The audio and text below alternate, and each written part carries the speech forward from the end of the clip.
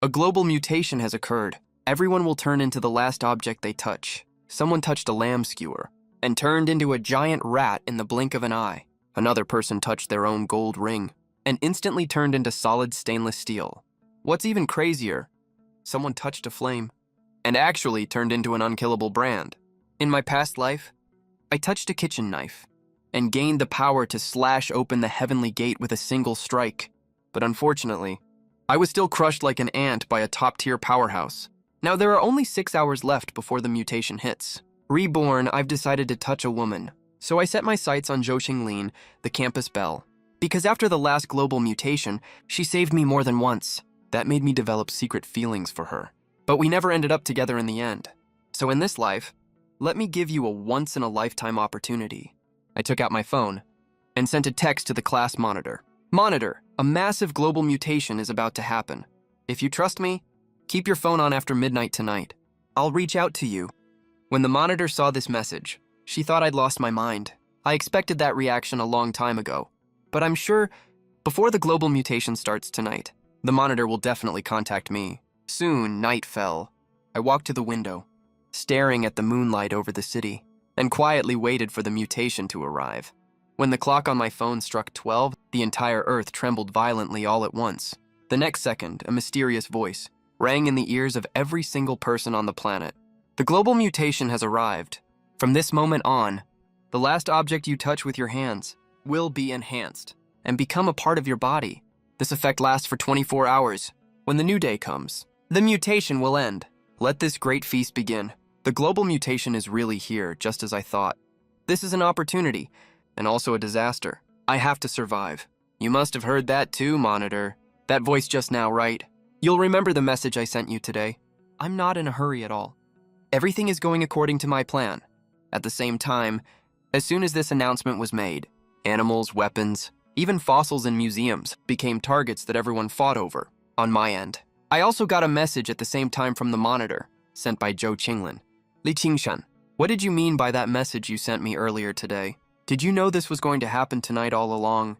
Looking at the message from Zhou Qinglin, a glint flashed across my eyes. Meet me at 11:30 tomorrow night. I'll tell you the best option for what to touch. This is for you only. Remember to delete this message. Okay, see you tomorrow. Zhou Qinglin replied briefly. At the same time, Zhou Qinglin never expected that this nerd who was always being bullied actually knew some inside information about the global superpower mutation. In the blink of an eye, daytime came. The entire city was thrown into chaos as people fought over treasures and supplies and ground to a complete halt.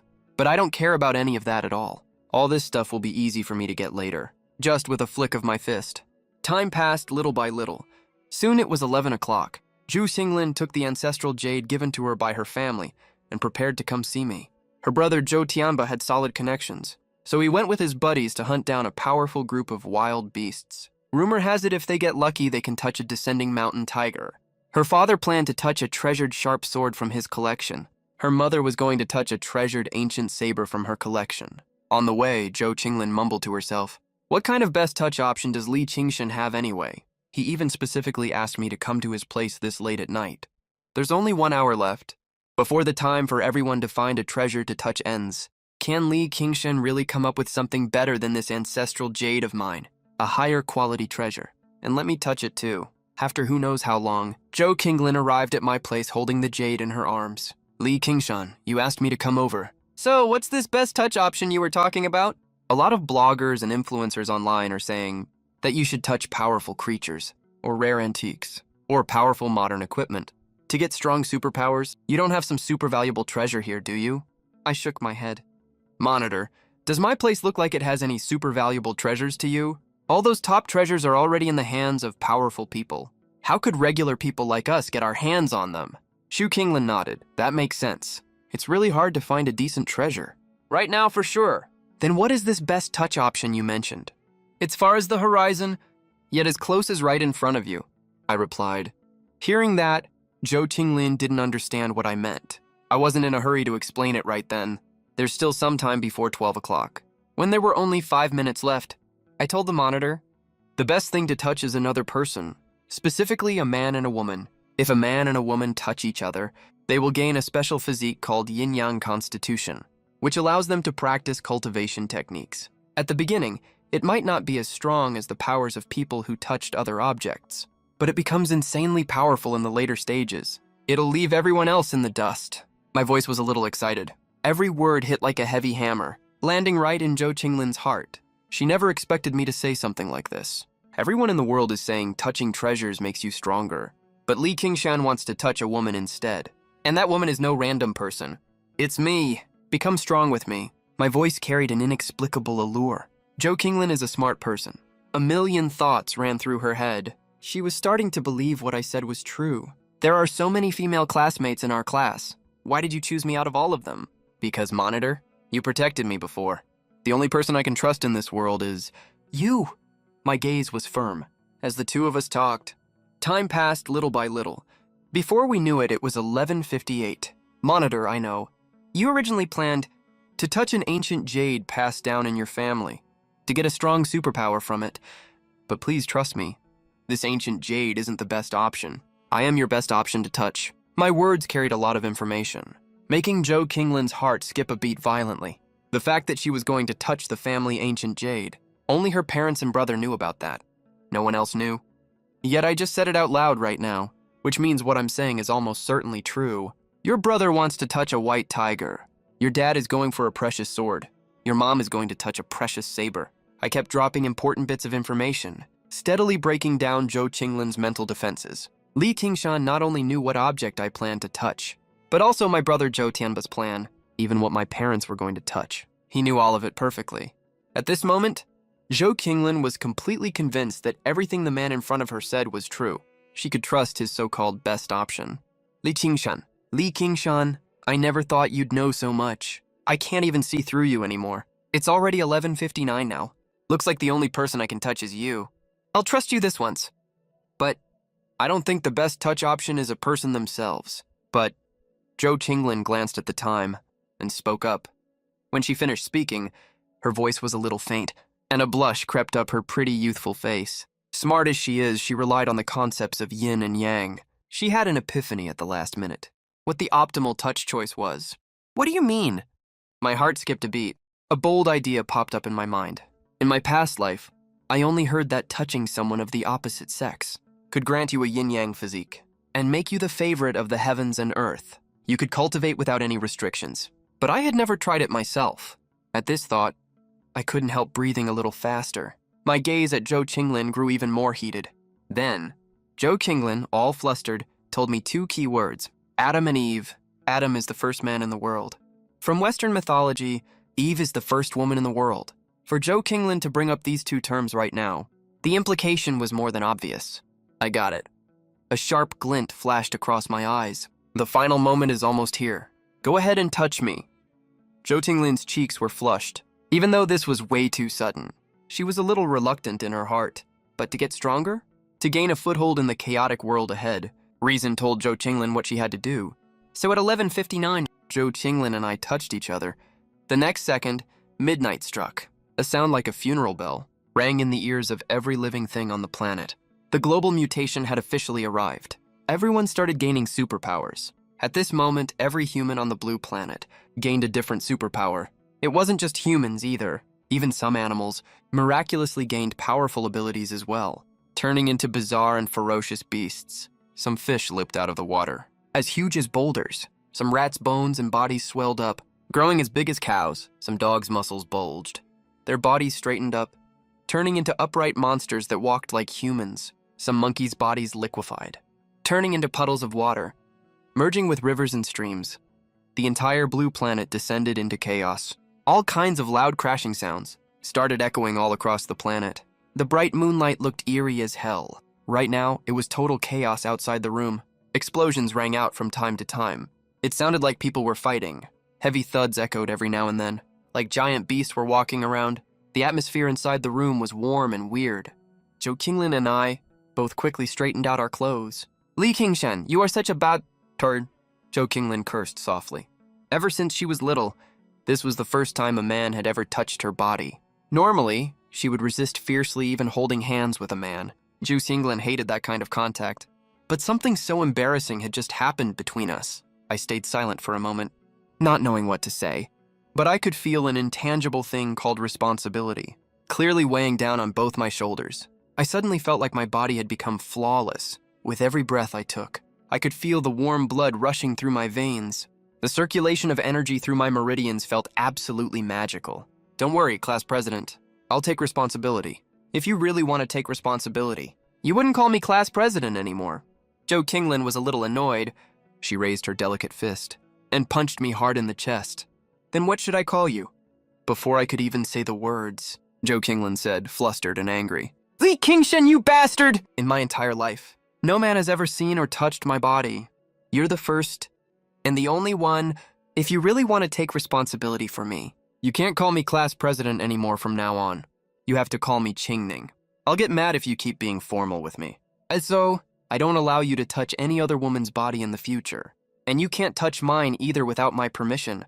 I'm not trying to date you. I don't want to be your girlfriend either. So you still have to keep your distance from me. What happened today has to stay a secret. You can't tell anyone. Or I'll kill you, I swear.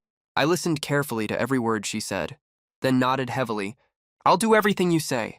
But right then, Jo Kinglin pointed at the window in confusion and said, other people's powers seem to be able to cause massive destruction, but our optimal solution is way too low-key. Right after that, I told her that people with a yin-yang physique could cultivate to achieve immortality. She was completely stunned. Should I call you a genius or a total madman?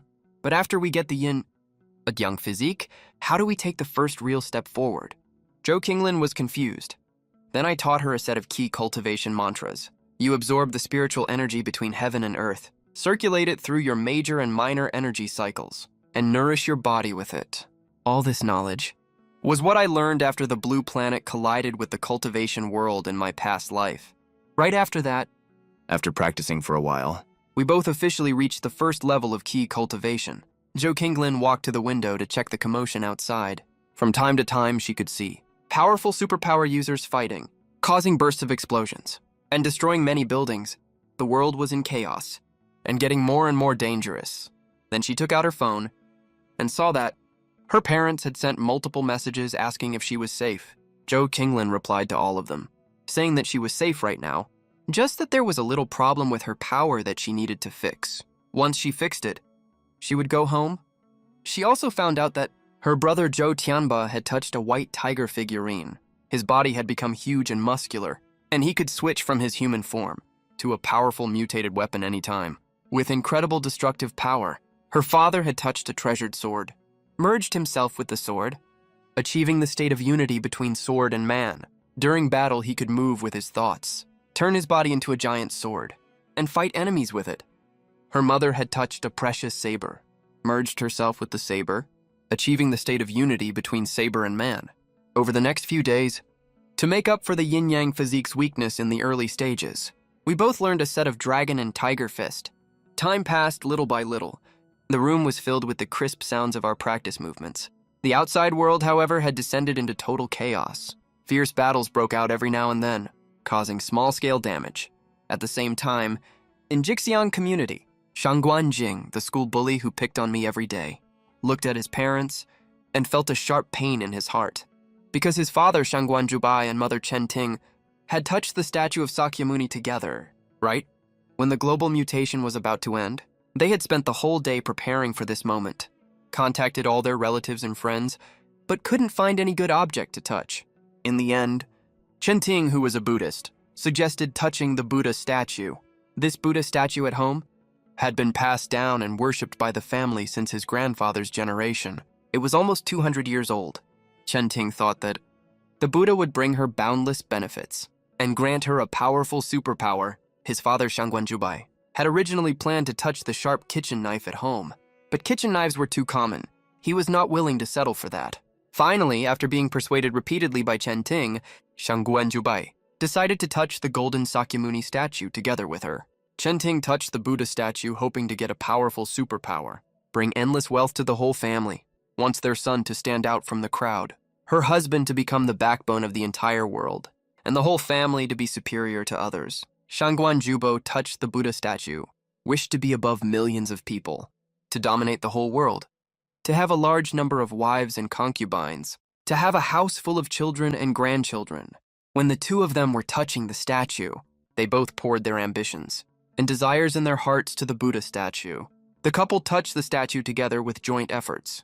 But when the global mutation arrived, the Sakyamuni Buddha statue was actually strengthened and merged with Shangguan Jubo and Chen Ting into one. Shangguan Jing saw his own parents with his own eyes. Their figures started to twist and deform. A mass of human flesh merged together and kept squirming, twisting, and changing until the two finally merged into one, turning into a terrifying monster. This monster was covered with all kinds of golden, fleshy eyes. It has 2 arms and 2 legs just like a human, but the shape of its hands and feet is very weird. They look thick, long, and curved, with no lines or textures on them.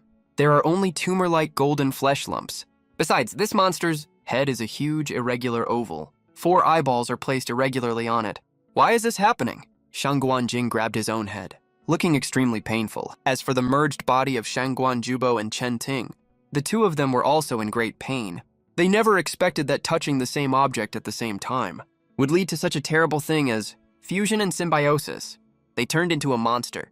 "Son, I'm so hungry. I still want to eat something," Shangguan Jubo said painfully. He felt his stomach growling with hunger. Chen Ting also said, "My son, I'm so hungry too. I want to eat meat." Hearing this, Shangguan Jing had a gloomy face. "Dad, Mom, all the food in the fridge is gone. I'll go out to buy some more." Originally, their fridge was stocked with a lot of food. But for some reason, after gaining superpowers, Shangguan Jubo and Chen Ting, who had turned into monsters, had an extremely large appetite.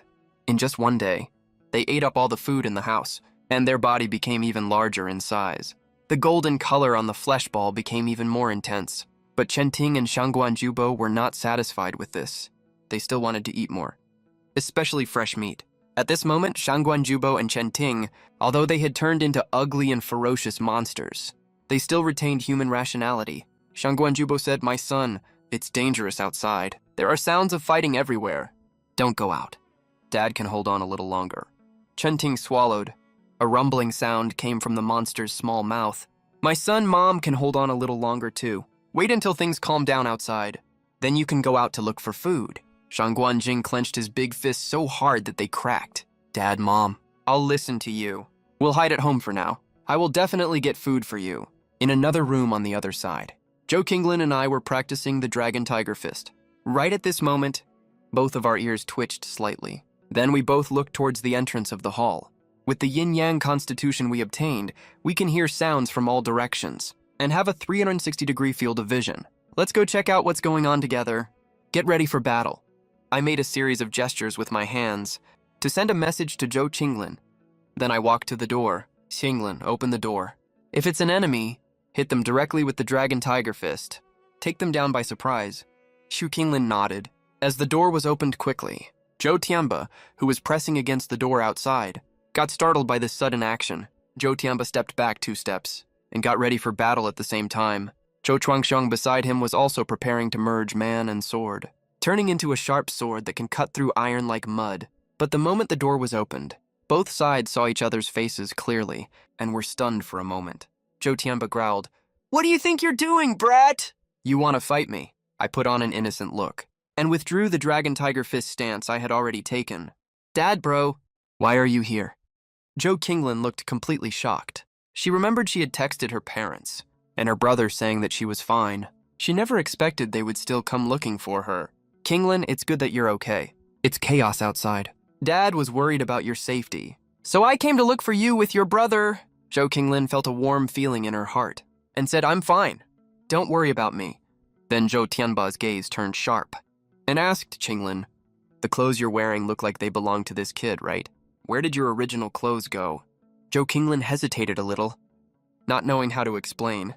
Her clothes got dirty when she was practicing the Chi technique by sticky impurities discharged from her body. But how was she supposed to tell them that? Seeing this, I quickly invited them into the room. Then Zhou Chuangxiong said, "Kid, we're here to take you home." I know. These two are wary of me." Zhou Kinglin said, "Big brother, Qingshan is a good person. My superpower is related to Qingshan. Only he can help me become stronger." A bold thought emerged in the minds of Zhou Chuanxiong and Zhou Tianba. At the same time, Kinglin couldn't have fallen in love, right? Zhou Tianba is a straightforward person. He said directly, "Brat, did you use some tricks to trick our Kinglin? What's your superpower?" Fight a couple of rounds with me. If you're too weak, I advise you to give up any improper thoughts as soon as possible. Otherwise, my fists show no mercy. If you get hurt, there's no hospital to treat you right now." As he said this, Zhou Tianba waved, his two big fists in front of him, looking like someone you definitely don't want to mess with. I know there's only one way to earn Zhou Tianba's approval. Only one way. That is to have strong enough fists to beat him until he is convinced. Zhou Tianba had just gained his superpower and was not very skilled at controlling it yet. Although my physical fitness is a bit weaker, the combat experience left from my past life is the most precious thing I have, and the secret to defeating him. You are Qinglin's older brother. If you want to spar with me using superpowers, I don't mind at all. You can test my strength. As soon as I said this, Zhou Chuangxiong, Zhou Tianba, and Zhou Qinglin were all stunned for a moment. Zhou Qinglin thought to herself, Qingshan has great opportunities. He has the yin-yang constitution, knows how to cultivate immortality, has also mastered the dragon tiger mystical chi eye technique, and the crane control and dragon catching skill. Maybe he still has a lot of unknown tricks that he hasn't shown yet. Li Qingshan sparring with my brother should be fine. Zhou Chuangxiong thought to himself, his daughter is pretty close to Li Qingshan. He could take this sparring opportunity to see how capable I really am, so he agreed to this spar by default. Zhou Tianba laughed and said, Qingshan, I won't take advantage of you, on the premise that I don't use my superpower. If you can beat me, I will admit you are strong and allow you to be friends with Qinglin. Otherwise, you just stay at home obediently. Don't go anywhere. I froze for a second after hearing that. I didn't expect Zhou Tianba to be such a decent person.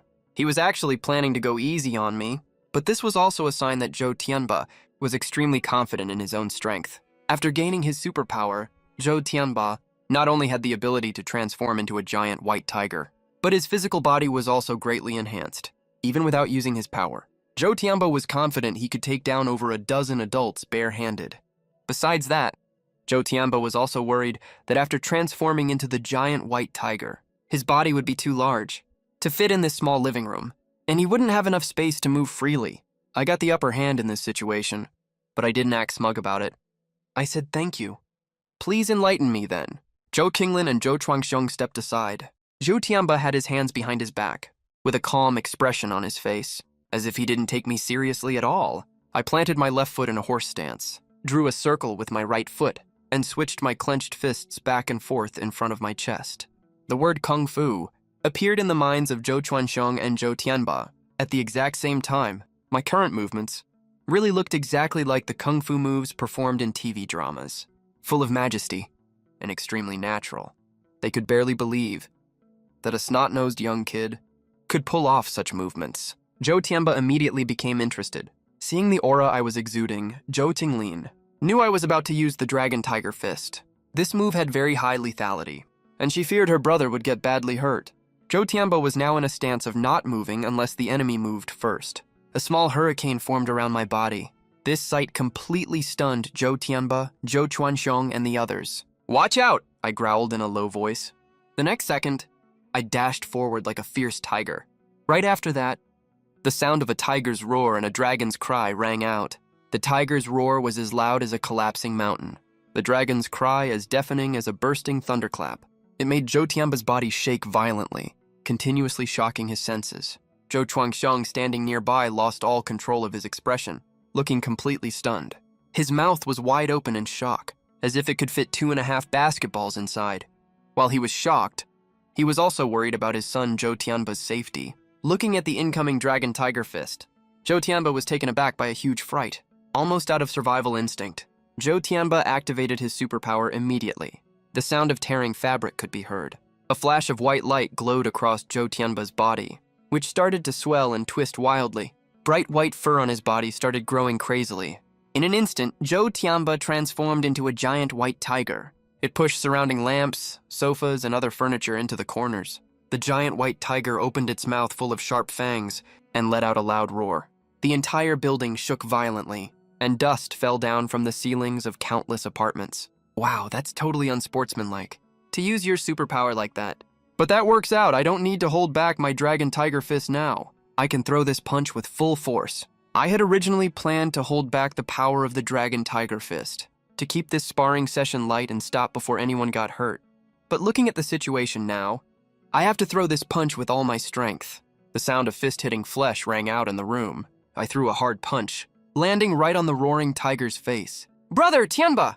Zhou Qinglin and Zhou Chuanxiong both jumped in fright immediately. The giant white tiger let out a pained scream. Pain from his face spread all over his body, a searing, heart-wrenching pain. It made the giant white tiger tremble violently. He then swung his body sideways hard and pushed me with full force. I was sent flying immediately, crashing towards a wall in the living room. With my yin-yang physique, I used the 4 ounces deflect 1,000 pounds technique to disperse the force and landed steadily on the ground. Seeing this, the giant white tiger let out a furious roar, ready to tear me apart and swallow me whole. Suddenly, Zhou Chuanxiong hurried to stop him. "All right, that's enough. Stop before anyone gets hurt. Tianba, you used your superpower. You lost this sparring match." Zhou Qinglin also hurried over. "Brother, Qingshan, you were just sparring. Don't actually fight for real." After hearing his dad and little sister's words, Zhou Tianba started to regain his senses and calmed down. But his face was still twisted with ferocity, a hint of anger still hidden in his beastly eyes. After all, anyone would be angry after getting punched straight in the face.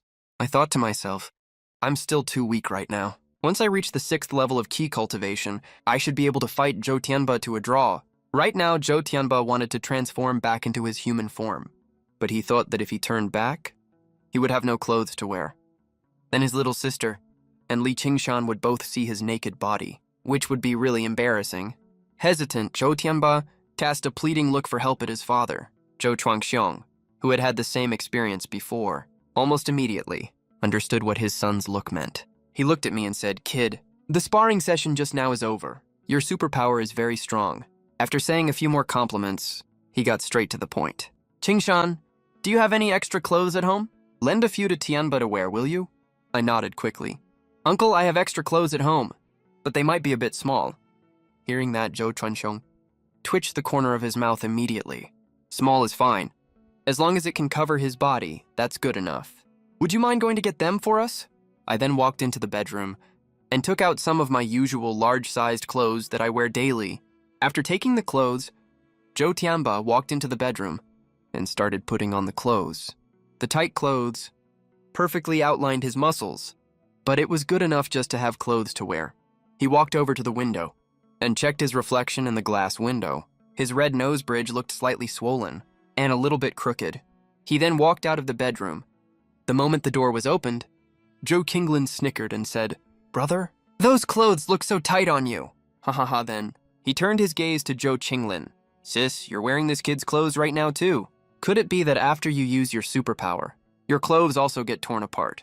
At this thought, anger filled Zhou Tianba's eyes. When superpower was mentioned, Zhou Qinglin hesitated to speak, not knowing how to explain it. "That's right, Qinglin. What is your superpower?" Zhou Chuanxiong, their father sitting beside them, asked. Zhou Qinglin stammered, looking a bit lost. Both Zhou Chuanxiong and Zhou Tianba frowned tightly. Seeing Zhou Qinglin's hesitant look, it was obvious that something very serious had happened. Zhou Qinglin then looked over at me. I nodded slightly. "It's fine, you can tell them." As soon as I said that, both Zhou Tianba and Zhou Chuanxiong froze for a second. They never expected that their daughter's superpower was so closely related to Qingshan that she even needed his permission to talk about it. After getting my approval, Zhou Qinglin told them that our superpower was the yin-yang physique. Yin-yang physique. Just from the name, they couldn't guess what kind of superpower it was. Just as Zhou Qinglin was about to explain further, the front door of the hall was suddenly kicked hard. "Keep it down in apartment 4399, or I'll kill all of you." The 4 of us looked towards the door in unison. Suddenly, the door was kicked again. "Anyone alive in there? Can't you make a sound when you hear someone?" The gate was kicked right through, leaving a big hole. Through the hole, we saw a tall, thin young man standing outside the door, looking absolutely furious. The irascible Zhou Tianba immediately snarled, "Qingshan, go drag him in here." Hearing that, I thought for a second. These are chaotic times. Might makes right, plain and simple. Got it, I'm on it. With that, I strode quickly forward, using the lightness skill I learned in my past life, Snake Step, where you move like a slithering snake, fast and completely unpredictable. In the blink of an eye, I was right in front of this big-eared, super-powered guy. I shifted my hands in a flurry of movements, and a sound like a crane's cry cut through the air. Crane control, dragon capture. The big-eared powered guy froze for a second when he saw this. He never expected the plain-looking guy Inside would attack out of nowhere without even saying a word, while he was still stunned. I grabbed his huge ears with both my big hands and twisted them hard. A blood-curdling scream tore out of the big-eared guy's throat. Then I yanked him inward and threw him right into the room. Joe Tiamba lifted his foot and slammed it down on his spine. Then he looked over at me, a strange glint flashing in his eyes. He never expected I'd be this strong. My performance had caught him off guard again. Back in my past life, I had barely reached the foundation establishment stage as a cultivator and mastered a few cultivation techniques. These techniques might be nothing special in the cultivation world, but take any one of them out and bring it to this blue star world, and it'd be an absolute bombshell. Joe Kinglin also glanced at me. Looks like Li Qingshan really did stumble on a massive opportunity, and he's actually willing to share it with me. That's a pretty great thing. Then I closed the door properly. The big-eared powered guy twitched and struggled weakly on the ground. Joe Tiamba said, "You think we're too loud, huh?" The big-eared guy grunted in pain, still struggling, and didn't answer Joe Tiamba. Seeing that, Joe Tiamba looked at me. "Qingshan, do you have any music downloaded on your phone?" "Yeah." Then I took out my phone, played a super loud, noisy track, and handed it to Joe Tiamba. Joe Tiamba laughed. "Qingshan, you're a funny guy. You actually get what I'm going for." With that, he turned the noisy track up to full volume and set the phone right next to the big-eared guy's head. The shrill, grating music immediately filled the entire hall with deafening noise. This big-eared guy had super sensitive hearing to begin with, so he immediately felt like his head was about to explode, like thousands of needles were stabbing into his skull. "Stop! Make it stop! Stop it, it's gonna break me!"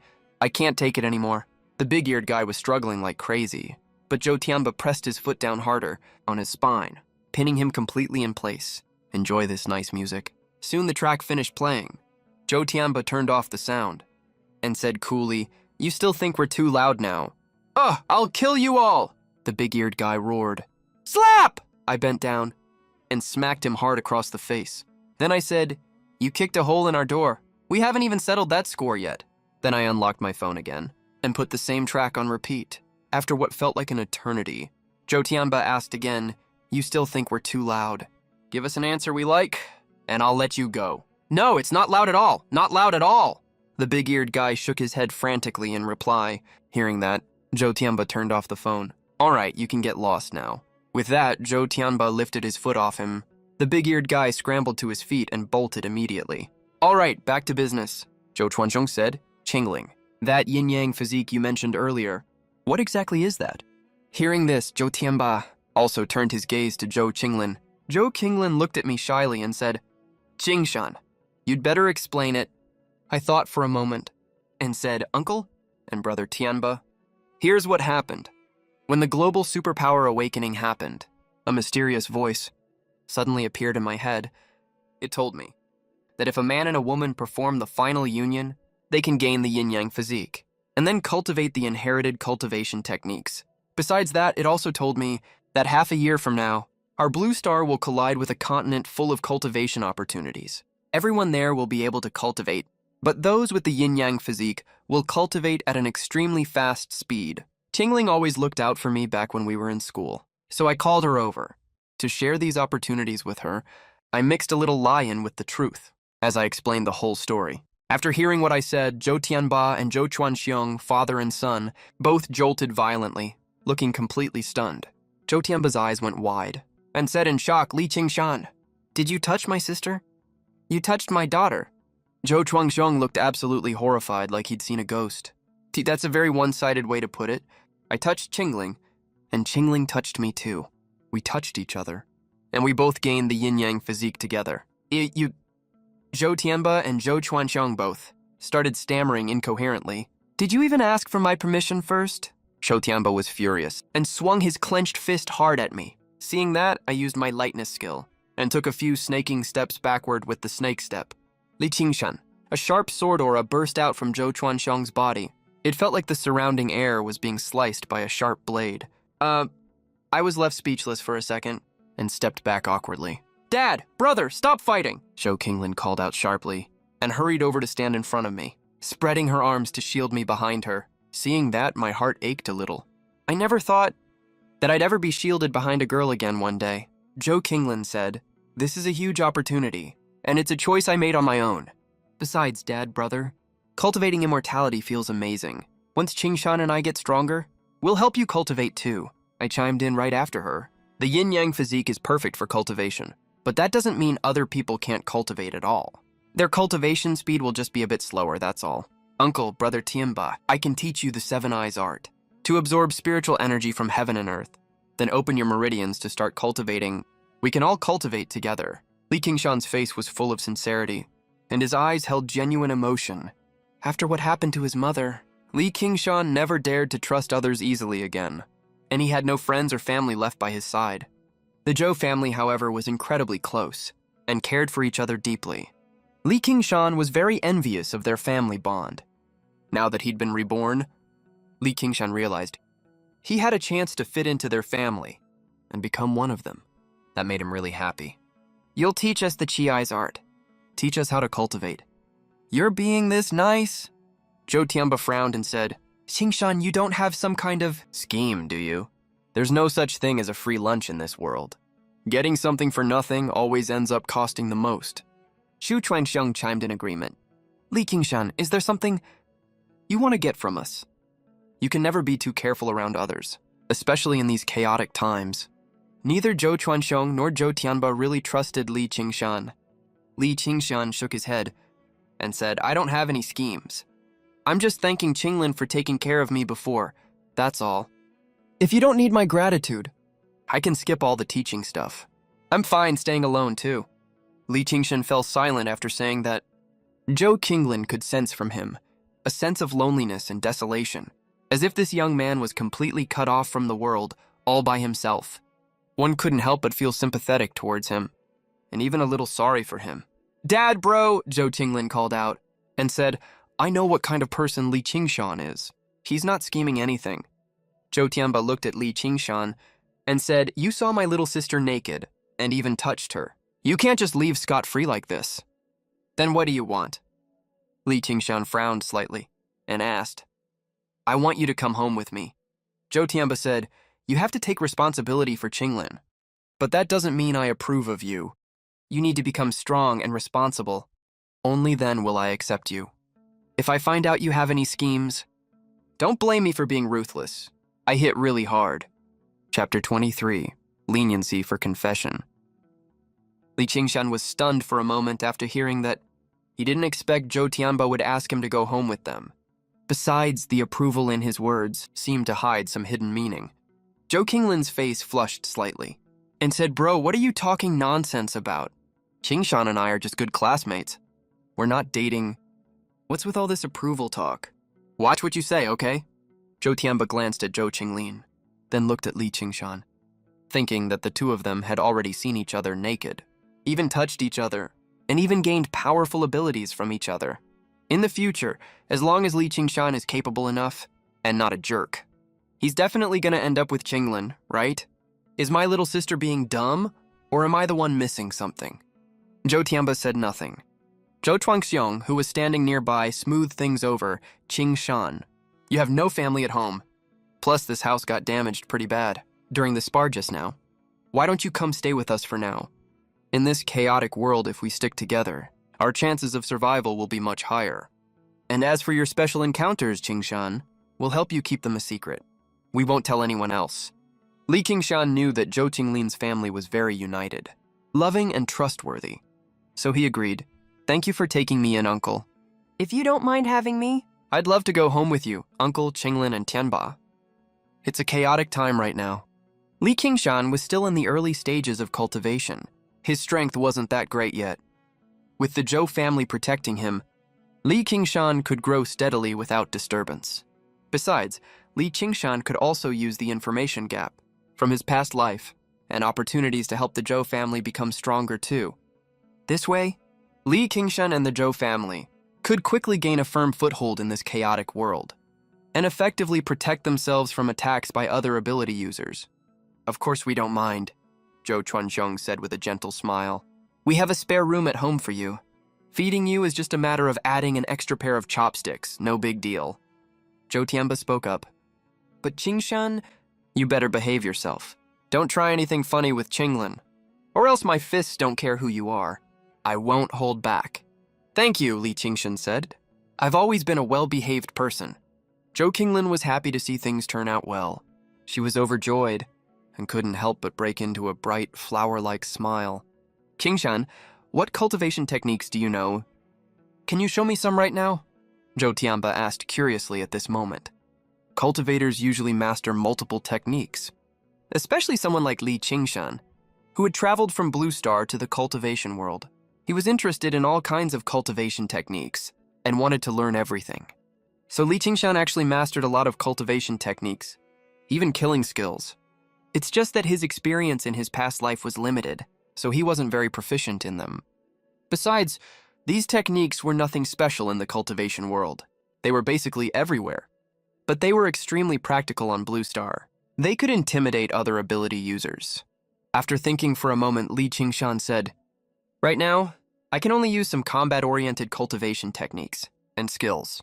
As for other types of techniques, I can only use them when my cultivation level improves. Besides, I need time to learn them properly. Even though that mysterious voice passed the techniques to me, if I don't practice them, I can't use them anyway." "Oh," Zhou Tianba said, "I'm not picky. Just show me whatever you know." Okay, Li Qingshan agreed. Li Qingshan focused inwardly to activate the techniques and demonstrated the Dragon Tiger Fist, Crane Control, and Dragon Catching techniques, Snake Step, Overlord Halberd, and Iron Palm. This left Zhou Tianba, Zhou Chuangxiong, and Zhou Qinglin completely stunned. My cultivation level is low right now, and I have very little spiritual power, so what I just showed are just the basic forms.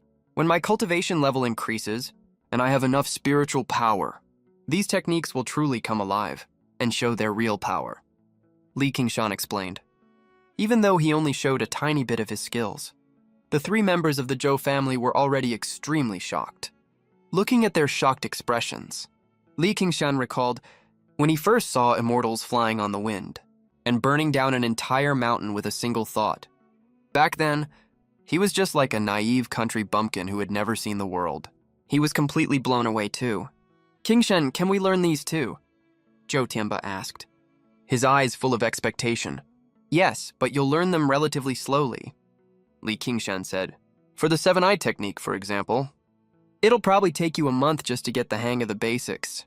In his past life, humans with yin-yang constitutions were considered weak on Blue Star. They couldn't make any waves at all. But after they arrived at the cultivation continent, these humans with yin-yang constitutions officially rose to power. All because they mastered peerless cultivation techniques. They could cultivate at an extremely fast speed and grow stronger very quickly, leaving everyone else far behind. When Qinglin was learning the seven-eye technique, how long did it take her? Zhou Chuangxiong asked. One day, Li Qingshan replied, "When you practice the seven-eye technique, it will slowly expel the impurities from your body. Once all your meridians are fully opened, you've mastered the basics." "I see," Zhou Chuangxiong responded. Right now, Li Qingshan was like a grandmaster, surrounded by disciples asking him questions. "When we get back, Qingshan, you'll teach us, right?" Zhou Tianba said. "Of course I will." Li Qingshan smiled slightly and replied, "The Qi technique, in the cultivation world, is no secret at all. Every cultivator has to practice the Qi technique. It's just that Blue Star hasn't collided with that continent yet, so the Qi technique seems very precious right now. Even though the spiritual energy on Blue Star is thin, the good thing is that the number of people who cultivate here is basically zero. No one is cultivating, so no one is fighting over spiritual energy. That's why people like Li Qingshan, who are among the few cultivators, have an advantage. They can cultivate without any worries." Then Li Qingshan, Zhou Qinglin, Zhou Chuangxiong, and Zhou Tianba chatted for a little while. Then Li Qingshan packed some of his clothes and daily necessities into his suitcase. "Don't pack too much. We don't have a car to take us later. We have to walk back," Zhou Tianba reminded him in a low voice. "It's about an hour's journey." "Got it, I know what I'm doing." Li Qingshan nodded. He replied that he hadn't packed much luggage. Aside from his own clothes and daily necessities, most of them are relics left by his father. These relics include photos, mobile phone, ID card, clothes, notebooks, and so on. It's not too much. After packing up, Li Qingshan pushed two 56-inch suitcases out. That's quite a lot." Zhou Tianba scratched his head. Li Qingshan said, "Not too bad. Most of the stuff inside belongs to my father. I put them in the suitcase. If I don't take them out, they won't take up much space. On the topic of his father, Li Qingshan didn't say much. Zhou Tianba didn't say much either. He nodded and said, got it. Chapter 24. Roadblockers. Li Qingshan pushed 2 large suitcases and greeted Zhou Tianba, Zhou Qinglin, and Zhou Chuanxiong. Then the 4 of them set off. By now, Li Qingshan had obtained the yin-yang overlord physique and opened his meridians through the Qi technique. His strength was very great. He walked swiftly even while pushing 2 large suitcases, not panting at all. The elevator in the building was destroyed by other ability users. We have to walk down, Li Qingshan said with a bitter smile. No problem, Zhou Qinglin said gently. Do you need help? Qingshan, let me carry 1 suitcase for you. Li Qingshan didn't stand on ceremony. Sure, let me do it. Zhou Tianba cut him from the side. He offered to help Li Qingshan carry the suitcase. This kind of heavy work. He couldn't bear to let his sister Zhou Qingling do it. Li Qingshan's apartment number is 4399. That means their home is on the 4th floor. It's not a high floor. The 4 of them quickly carried the suitcases down and wheeled them outside. Just as they were about to exit the community gate, 3 ability users were already there, blocking the road. They put on the classic bandit air of I built this road. I planted this tree. If you want to pass through here, leave the toll money behind. Next to them, piles of daily necessities and food were stacked. There was even a teenage girl, in a short skirt, tied up tightly and thrown among the supplies. The little girl had disheveled hair, tears brimming in the corners of her eyes. She was struggling slightly, looking very painful. You want to leave this community.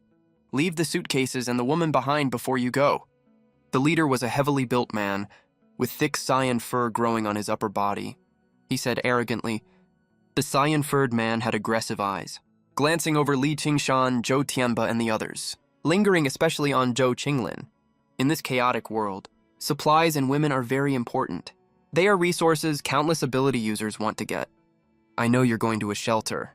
If you don't want to die, leave the suitcases and the woman behind. Another tall and thin man beside him spoke up. His hands were very weird. No 5 fingers or palm could be seen, replaced by 2 sharp kitchen knives. These sharp kitchen knives, glinting with cold light, were grotesquely connected to his flesh wrists. If we really fight, you have no chance of winning. Otherwise, you wouldn't be trying to move and escape. Another heavily built man spoke up. He was large in size. When he was talking, his skin eerily turned inky black, like pitch black stone, giving people a terrifying feeling. Huh? Zhou Tianba was a little surprised. We didn't see these 3 people when we came. Who would have thought when we leave? These 3 guys are already running a toll racket at the gate. At the same time, Zhou Tianba was very angry. These 3 people actually asked Zhou Qingling to stay behind. They are damn deserving of death. This touched Zhou Tianba's reverse scale.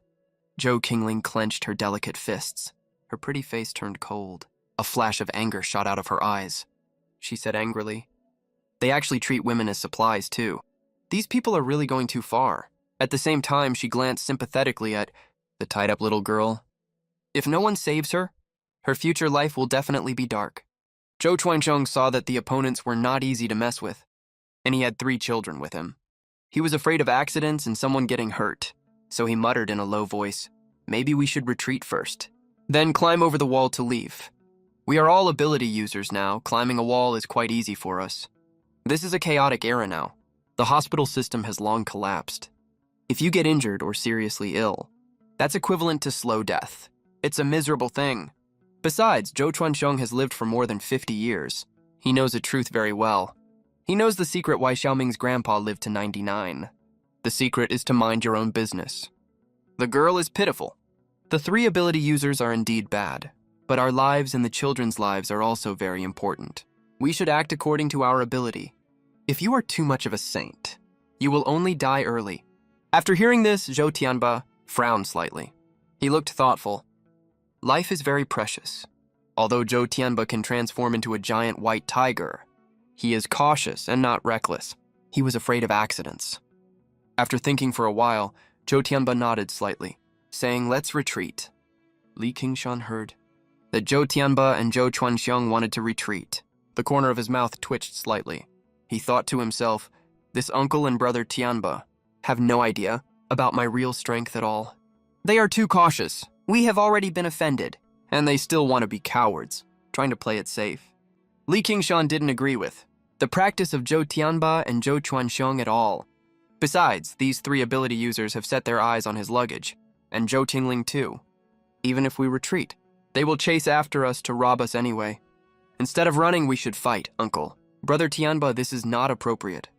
Li Qingshan suddenly spoke up. There was a trace of disappointment in his tone.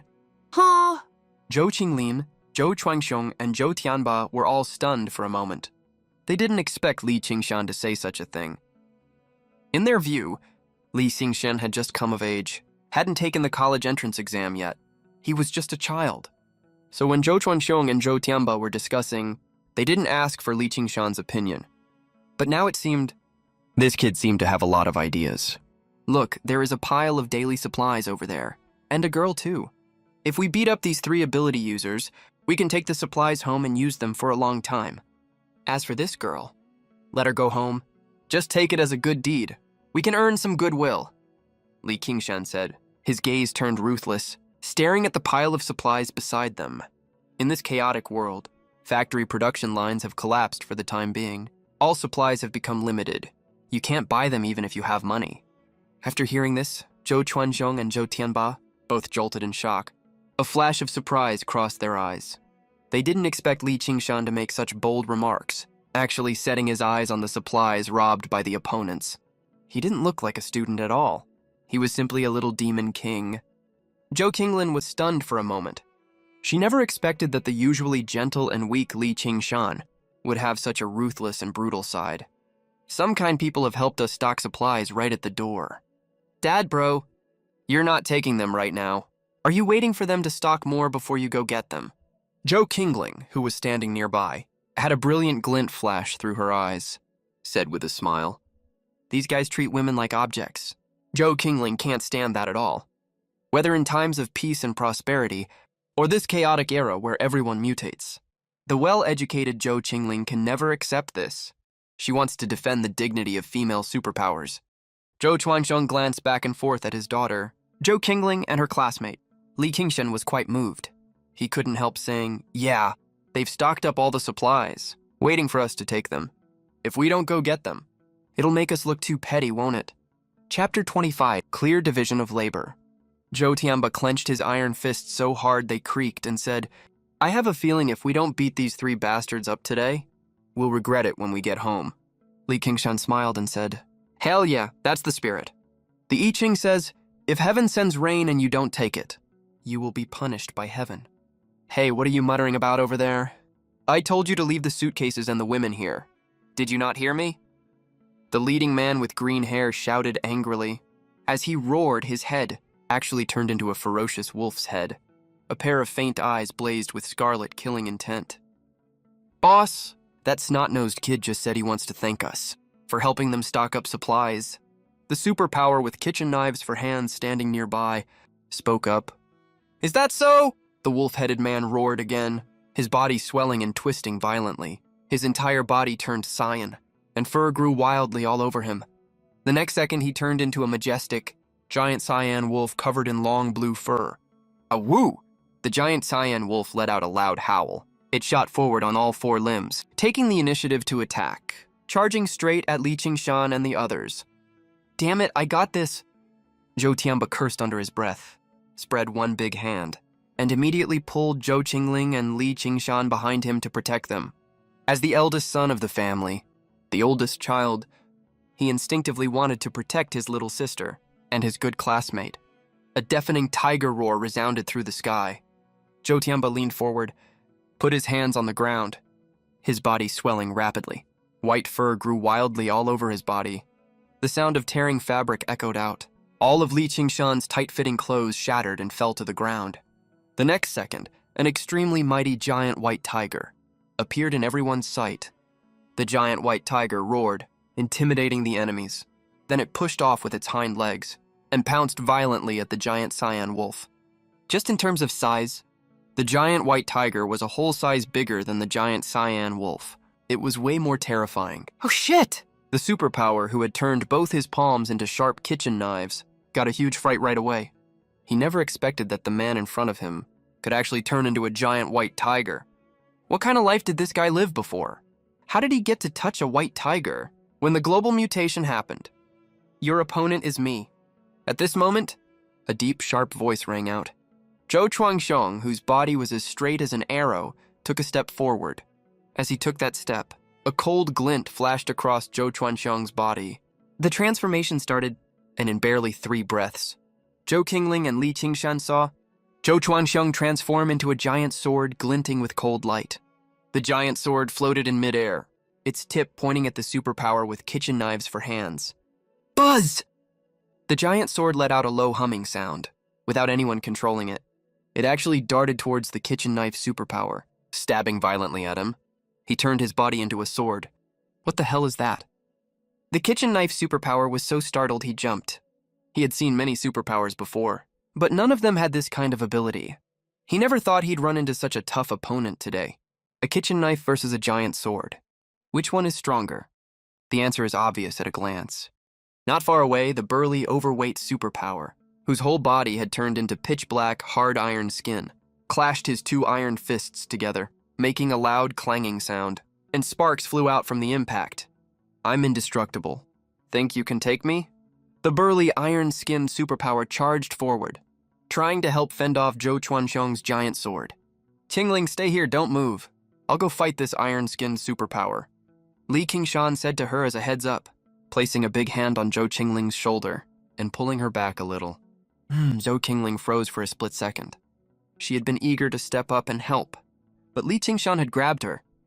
And while she was still in a daze, Li Qingshan had already charged out with snake-like steps. Zhou Qingling thought about how she wasn't strong enough right now, and she might just get in the way if she went. So she held back her urge to join the fight and stayed on the sidelines watching. As she watched, her gaze fell on the rather disheveled girl not far away. When the girl saw the fight break out around her, she curled up instinctively, afraid of getting caught in the crossfire. At the same time, a glimmer of hope appeared in her eyes, as if she knew she was about to be rescued. I'll find a chance to sneak over and untie her ropes. Zhou Qingling thought to herself. She quietly made up her mind. Li Qingshan, Zhou Qingling, Zhou Chuangxiong, Zhou Tianba. The 4 of them had a clear division of labor, each with their own task to complete. Ow! The giant cyan wolf and the giant white tiger were tangled up fighting each other.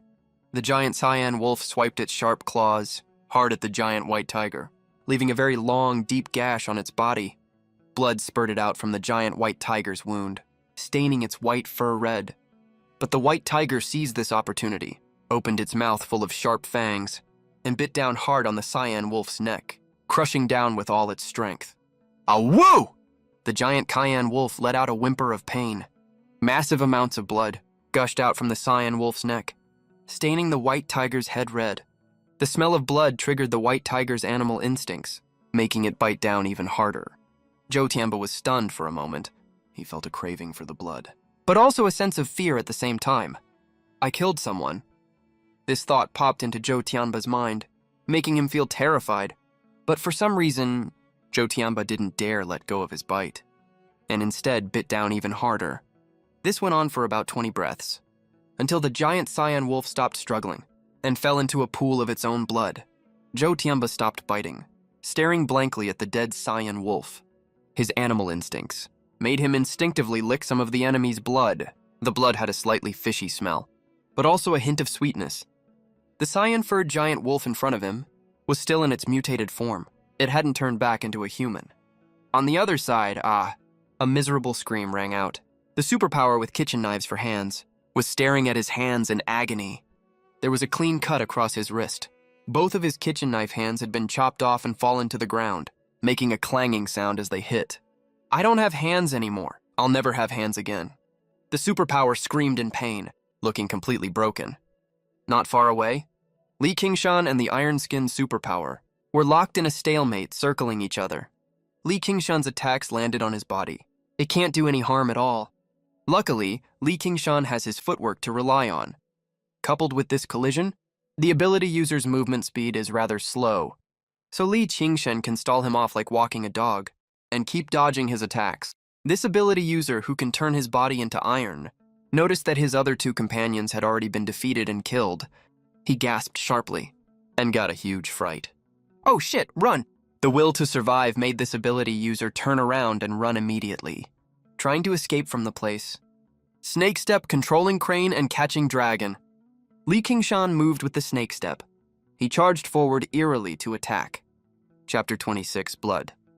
Li Qingshan used the controlling crane and catching dragon technique with both hands, grabbed the burly ability user's body, locked his body in place. Then Li Qingshan stretched his right foot across and tripped him to the ground. He fell with a loud plop, face first into the dirt. The ability user, who had turned his whole body into iron skin, yelled out, even though he didn't feel any pain. Just then, the giant sword from the side slashed over and chopped hard on the iron skin ability user's arm. A loud clanging sound rang out. Sparks flew everywhere. One of the iron skin ability user's arms was actually chopped off alive. Ah. He immediately let out a heart-wrenching scream. Blood gushed out nonstop. Having lost an arm, the iron skin ability user had completely lost the will to fight. He held his arm and wailed in pain on the ground. Seeing that the opponent had lost his combat power, Li Qingshan didn't continue to attack him. Zhou Chuangxiong also stopped and didn't attack further either. Because he's a law-abiding good person, he can't bring himself to do something like killing people. Even if the opponent is an ability user, even if it's chaotic times right now, Zhou Chuangxiong still doesn't want to kill people. Seeing that the crisis was over, Zhou Chuangxiong controlled the giant sword and started speeding away into the distance. He went to look for suitable clothes, and then changed back to his human form.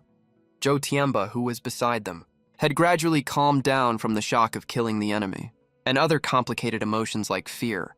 Quite a bit. He moved his four hooves quickly, and left to look for clothes as well.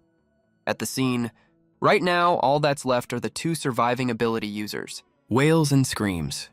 Many ability users in the neighborhood looked through their windows from home, watching the scene unfold in silence. Li Qingshan glanced at the iron skin ability user with a broken arm on the ground.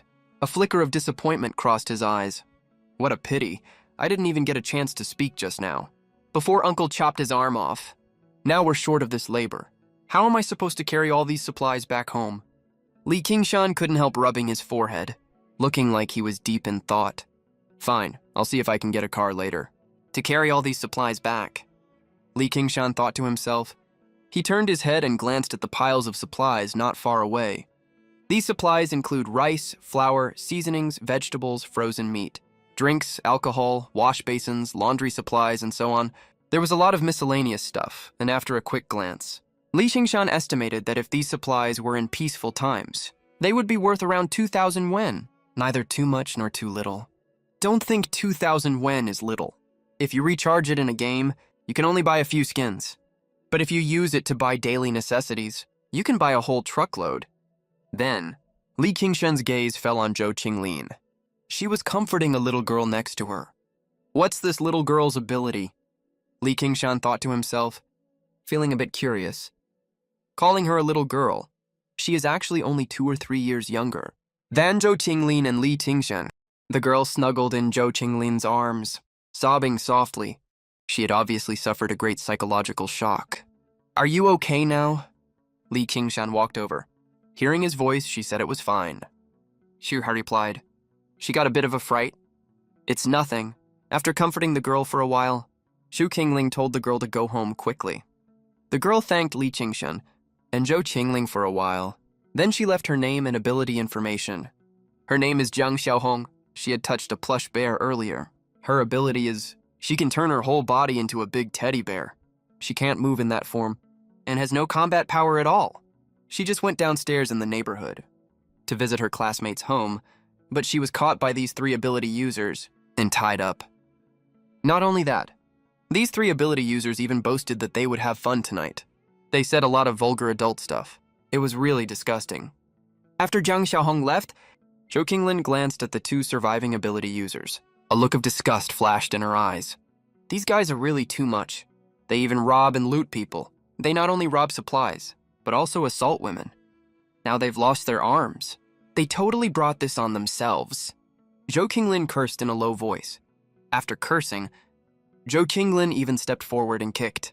The cleaver hand ability user. She said, "Get lost right now. You're an eyesore and so noisy." The cleaver hand ability user roared, "I don't have any hands left. Just kill me. Put me out of my misery." Startled by his roar, Zhou Qinglin was stunned for a moment. She didn't expect this guy to not care about his life, and wanted to die. But that makes sense if you think about it. He has lost both hands. He's basically a useless person now. In these chaotic times, a useless person is worse than an ordinary person. Being alive is just suffering. "Get lost," Zhou Qinglin cursed with a frown. "I don't want to get my hands dirty. Get lost now, fuck your grandma." The cleaver hand ability user roared angrily, acting like he didn't care about dying at all. He stood up and charged fiercely at Zhou Qinglin. Standing next to Zhou Qinglin, Li Qingshan saw this. He reached out with his big hand and pulled Zhou Qinglin's delicate body to the side. Then Li Qingshan lifted his foot and kicked the cleaver hand ability user to the ground. "I told you to get lost, so get lost right now, or I'll break one of your legs and leave you here to die slowly. Let me tell you, if you stay here, don't expect a quick death. I'll torture you to death. I'll even stuff your chopped off hand into your mouth, make you eat it and shut you up." Li Qingshan looked at the cleaver hand ability user and threatened harshly. Li Qingshan's words hit the weakest point in his heart. He couldn't help feeling a wave of fear. A short pain is better than a long one. He was being crazy just now. He really wanted to die, to make the pain go away, but this guy actually wanted to torture him and make him suffer even more. Thinking of the bloody scene Li Qingshan described, the cleaver hand ability user lost his nerve. He climbed to his feet and scurried away dejectedly into the distance. "You get lost too, or I'll beat your brother to death first and torture you to death," Li Qingshan said to the other Iron Skin ability user. The Iron Skin ability user could feel how ruthless Li Qingshan was. He picked up his arm, waved it, and left quickly in a panic. The scene was a bit messy and bloody. When everything calmed down, Zhou Qinglin's delicate body started to tremble. She started to feel scared inside. She had only seen bloody scenes on TV before. Now she was experiencing it firsthand. Zhou Qinglin felt like vomiting. Just when she was feeling scared, Zhou Qinglin felt a pair of big hands reaching towards her and covered her own eyes. Zhou Qinglin froze for a second. Her attention was somewhat distracted. "Qingling, don't look at these filthy things. Run the Qi technique in your mind. Meditate and focus on your cultivation. Don't let the outside mess with your mindset," Li Qingshan reminded her gently. Li Qingshan has been through this before. In his past life, when he faced these gory scenes, he was extremely scared at first. But now, superpowers have awakened across the globe. This is a chaotic era. In troubled times, it's better to see others bleed than to bleed yourself. Li Qingshan has long gotten used to this life of living on the edge of a knife. But Zhou Qingling still needs some time to adjust. Chapter 27. Are you deaf? Hearing this, Zhou Qingling hummed softly. "Qingshan, I got it. Thank you." Her voice was still trembling a little. Zhou Qingling began to calm her mind. She activated the Qi technique to distract herself. Sure enough, that nauseous feeling lessened a lot. Zhou Qingling's condition gradually stabilized. The texture feels really nice. Zhou Qingling's face is full of supple collagen. Li Qingshan accidentally touched her face just now. It felt like touching a warm, soft cloud. It was really comfortable. What's more, a faint, pure fragrance drifted from her body. It was very calming to smell. Li Qingshan turned his head and glanced at the giant green-furred wolf not far away. He thought to himself, "Zhou Tianba really lives up to his reputation. He's no weakling at all. He bit this thing to death straight up, but that's basically the same as killing a person. Wonder how Zhou Tianba is feeling right now." Zhou Tianba and Zhou Chuangxiong left all of a sudden. Li Qingshan was confused at first, but then he thought about it. He realized they probably went to find clothes to cover themselves. Otherwise, they'd have to stand naked in front of Zhou Qingling. That's totally inappropriate. After a little while, Zhou Tianba and Zhou Chuangxiong came back, but their outfits were even weirder and funnier than before. Zhou Tianba was wrapped in a bath towel. There were some black plastic sheets stuffed inside the towel to cover his private parts.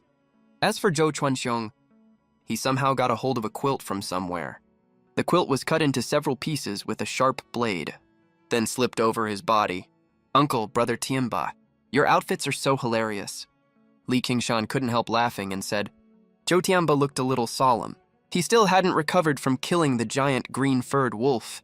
He nodded and said, "We really couldn't find any clothes." Zhou Chuangxiong also said, "It's enough to cover us up for now.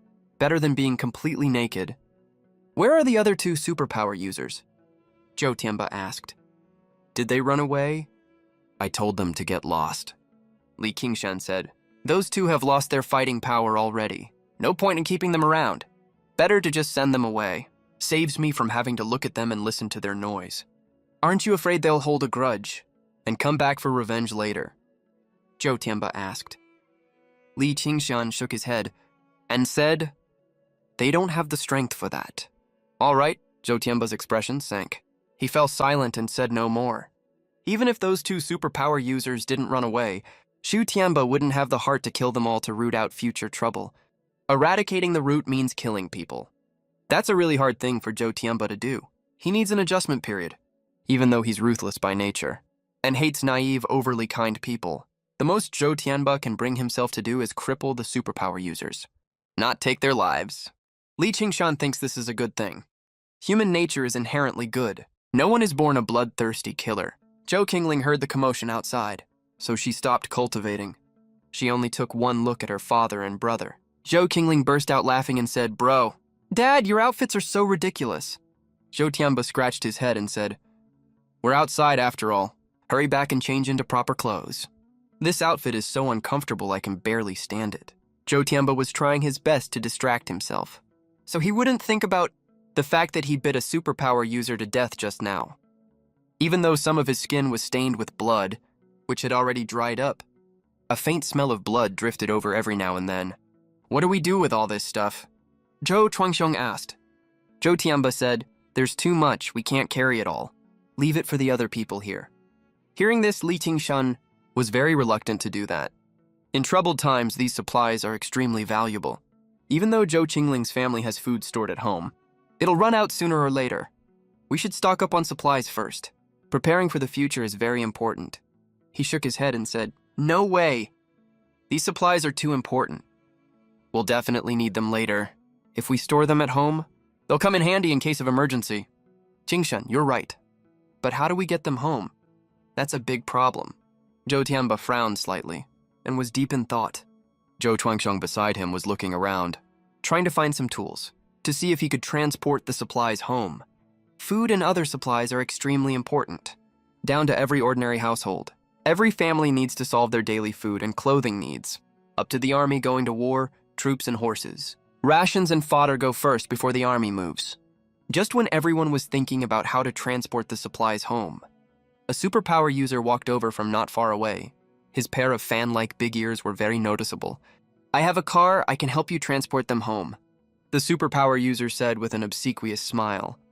Li Qingshan, Zhou Qingling, Zhou Tianba, Zhou Chuangxiong, and the others all turned their gazes in unison on this big-eared superpower user. They only needed one look at him to recognize who he was. This big-eared superpower user was the one who caused trouble at Li Qingshan's house and got taught a lesson. "I have a car, I can help you transport all these supplies home, but you have to give me a share of the supplies," the big-eared superpower user said. As he spoke, his big ears twitched twice, which looked a little comical. Zhou Tianba looked at him, frowned slightly and said, "Were you eavesdropping on our conversation just now?"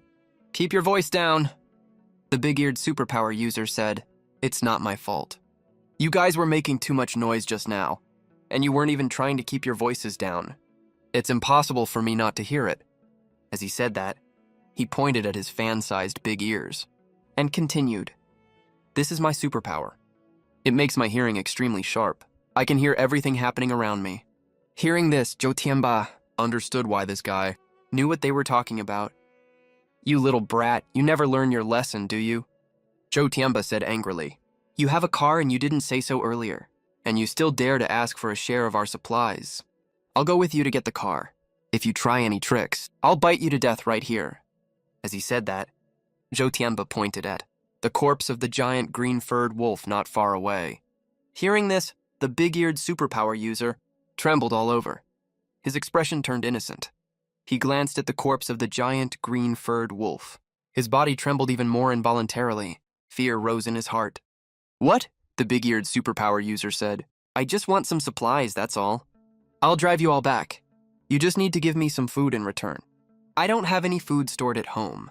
I'll starve if I keep eating at this rate for a week. Joe Tiamba let out a cold chuckle. Then he tweaked his ear. Are you deaf? Can't you understand what I'm saying? Joe Tiamba said. I said I'll go with you to fetch the car. Then I'll drive my family and supplies back home. You stay here. Do whatever you're supposed to do. As for food, I'll give you a bottle of Coke later, and a pack of spaghetti as well. If you so much as utter a single no, I'll bite you to death. Chapter 28. Leaving the giant wolf behind. The big-eared superpower was stunned by Joe Tianba's loud roar. His head was buzzing from the shock. His body was trembling. He never expected that he came out to do business. Not only did the business fall through, he even lost his own car on top of that. You're nothing but a robber. The big-eared superpower couldn't help but exclaim, You kicked down Qingshan's door. We haven't even asked you to compensate for that yet.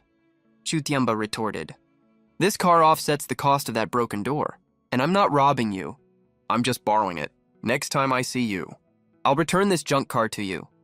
You better understand, I'm talking to you nicely right now. If it were anyone else, they would have already slapped you across the face.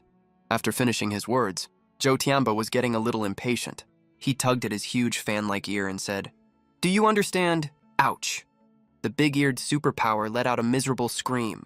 His voice shaking, he nodded repeatedly and said, I understand. I get it, I understand. Then hurry the hell up. Take me to get the car? Joe Tiamba said gruffly. Yes, I'll take you there right now.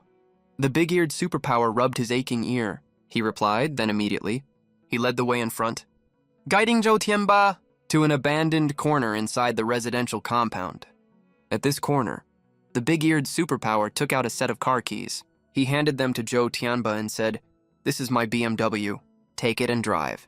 Remember to treat it well. In this chaotic era, it's not easy to own a car.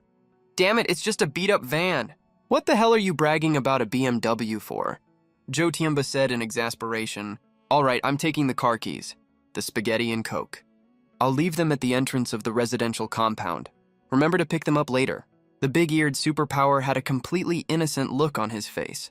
Meanwhile, on Joe Tiamba's side, he snatched the keys, then jammed them hard into the ignition, started the engine, drove the van towards the entrance of the residential compound. The big-eared superpower stayed where he was, clutching his ear, watching his beloved car with an innocent expression, leave with Joe Tiamba. After Joe Tiamba left, the innocent look in the big-eared superpower's eyes gradually turned vicious.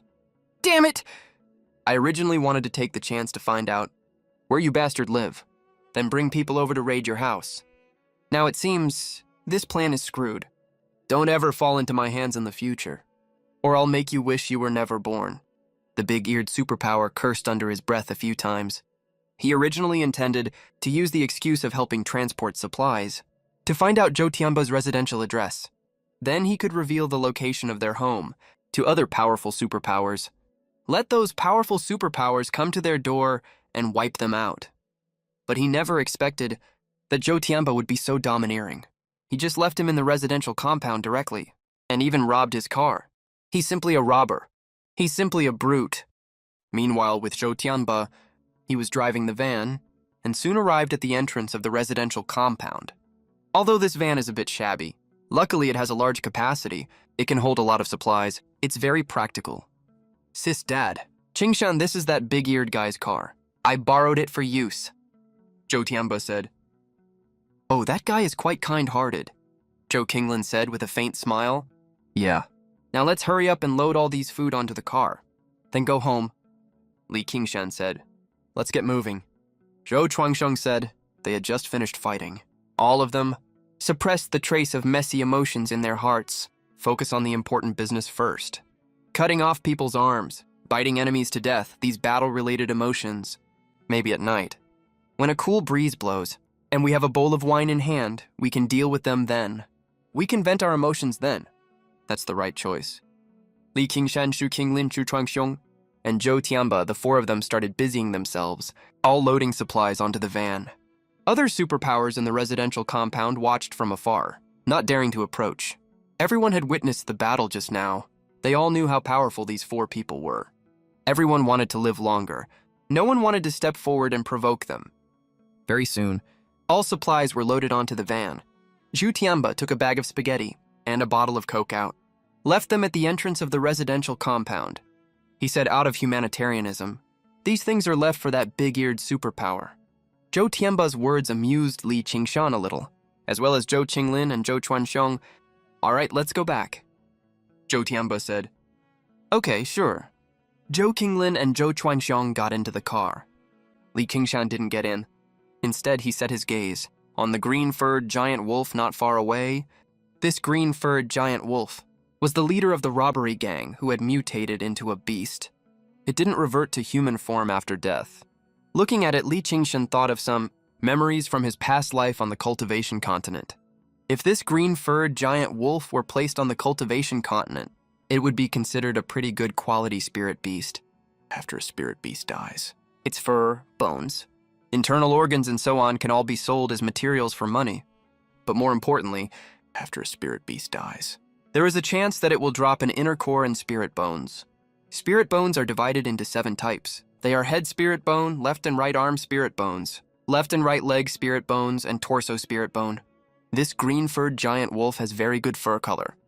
I wonder if it can drop an inner core, or even spirit bones. Li Qingshan thought to himself. As he was thinking, an idea to dissect this green-furred giant wolf popped up in his mind. In his past life, Li Qingshan was a rogue cultivator. He followed a beast hunting team, responsible for hunting spirit beasts, to obtain spirit beast body materials, inner cores, and spirit bones, to make a living. Body materials could be sold for money. Consuming spirit beast inner cores can improve cultivation level, and it is also related to condensing a beast golden core in the golden core stage in the future. As for spirit bones, they can be fused with the body to replace the original human bones, making the body stronger. As Li Qingshan was zoning out, Zhou Tianba's thick and heavy hand rested on Li Qingshan's shoulder. He said, "Qingshan, what are you thinking about?" "Come on, let's go back." Li Qingshan looked at the green-furred giant wolf reluctantly. He said, "Brother Tianba, wait for me a minute.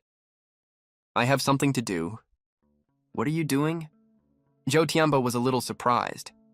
"I have a vague feeling there's something inside this giant wolf's body. I want to cut it open and check," Li Qingshan said. "What?" Zhou Tianba asked in shock. "Are you crazy?" "Qingshan, this wolf was transformed from a human. What could possibly be inside its body? A pile of intestines, and a mess of blood and internal organs. It's totally disgusting." Zhou Qinglin and Zhou Chuanxiong in the car heard this. They also frowned slightly. They never expected this Li Qingshan would make such a bold request. Chapter 29, An Inner Core. Cutting open this green-furred giant wolf. The process is bound to be extremely bloody and terrifying. Zhou Chuanxiong, Zhou Qinglin, and Zhou Tianba couldn't figure out why Li Qingshan wanted to do this. It's such a cruel process, something a kid like him can even bring himself to do. Zhou Qinglin frowned slightly. She thought to herself that Qingshan must have his own reasons for doing this. But this is way too bloody. I'm afraid Dad and brother won't be able to accept it. "Qingshan, get in the car right now. Don't do anything stupid." Zhou Tianba tried to persuade him. After hearing this, Li Qingshan realized that his action and idea were indeed quite scary for them. After all, it's only the 2nd day of global mutation. Most people still can't accept cruel and bloody stuff like this. After thinking for a moment, Li Qingshan said, "Brother Tianba, Uncle Chuanxiong, this is indeed a cruel thing. You might not be able to accept it, but I have my own reasons for doing this. There are too many people around right now. Lots of people are watching us. As for the specific reason, I won't go into details right now. I'll tell you all when we get home. Not just the giant wolf's fur, but also its inner core and spirit bones. All of these are rare resources. At the beginning of the apocalypse, every tiny resource is extremely valuable. They can help us get a huge head start over others." So Li Qingshan stuck to his decision to cut open this giant wolf and dig out any valuable items. After Zhou Qinglin, Zhou Chuanxiong, and Zhou Tianba heard this, they looked at each other in confusion. The atmosphere turned a little awkward. Zhou Qinglin was the first to break the silence, saying, "I trust Qingshan, let's do as he says. When we get back, he will definitely tell us why he did this." Zhou Chuanxiong knew Li Qingshan had gotten some special opportunities. He was quite mysterious, and capable of doing things that ordinary people can't understand. So he nodded as well, saying, "Let's follow Qingshan's plan." Zhou Tianba agreed and said, "Qingshan, do you need any help with this?" Li Qingshan shook his head, saying, "No need, I can handle it myself." When it comes to dissecting spirit beasts and harvesting materials, Li Qingshan had already mastered perfect skills for this. Back in his past life, this skill is way beyond what ordinary people can do. "All right, you go ahead," Zhou Tianba said. Right after that, Li Qingshan went to the van to look for tools. Coincidentally, there were kitchen knives, watermelon knives, scissors, and sharp spikes among the supplies. He took these 4 tools. Li Qingshan walked to the green-furred giant wolf and squatted down. Zhou Qinglin, Zhou Tianba, and Zhou Chuanxiong all fixed their eyes on Li Qingshan, curious about how he would cut open the giant wolf. As far as I know, high schoolers can barely even kill a chicken. What skills could Qingshan possibly have? Zhou Tianba thought to himself. He didn't really believe Li Qingshan could pull this off. After all, Li Qingshan used to be a total bookworm. He was weak and got bullied by Shang Guanjing and her group all the time. If he was really that capable, he wouldn't have gotten bullied back then. This stereotypical impression had always been stuck in Zhou Tianba's mind. Qingshan is really different from before, Zhou Qinglin thought to herself. She watched Li Qingshan curiously. She wanted to see what other surprises Li Qingshan could bring her. Many ability users on the upper floors of the residential buildings were watching everything outside through their windows. Everyone's eyes were focused on Li Qingshan, wondering what crazy thing he was going to do next. He's holding a knife in his hand. Is he actually going to cut open that giant wolf's body? Looks like it. That's so cruel. Sweetie, don't look. Oh my god, that's gonna be so bloody. Just thinking about it. I'm so scared I almost wet myself. This kid looks way younger than me. How can he be this reckless? Some residents on the upper floors whispered to each other. As for Li Qingshan, there was a determined glint in his eyes. Then he started swinging the knife in his hand, not hesitating for even a second. Rip!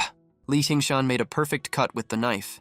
He easily sliced through the green-furred giant wolf's fur and kept cutting along the edge of the incision. As time went by, very quickly, Li Qingshan cut off the entire fur of the green-furred giant wolf and set it aside. This bloody scene scared a lot of people so much they almost wet themselves. Even Zhou Qinglin couldn't help turning her head away to avoid looking at this cruel scene. This fur is pretty nice. If we make it into a coat, it should be worth a lot, Zhou Tianba joked. He was the one who bit this green-furred giant wolf to death. And the giant wolf used to be an ability user. A human, which means Zhou Tianba had basically killed someone. There was a faint trace of fear in his heart. But when he saw Li Qingshan doing this, for some reason, Zhou Tianba's fear was suppressed. When he looked at Li Qingshan, he even felt a sense of closeness. On Li Qingshan's side, after removing the wolf fur, he used the watermelon knife to cut open the giant wolf's belly. The disgusting, thick intestines made a lot of onlookers so scared they looked away immediately. They didn't dare to look at this bloody scene anymore. While Li Qingshan used the watermelon knife to rummage around inside the giant wolf's body.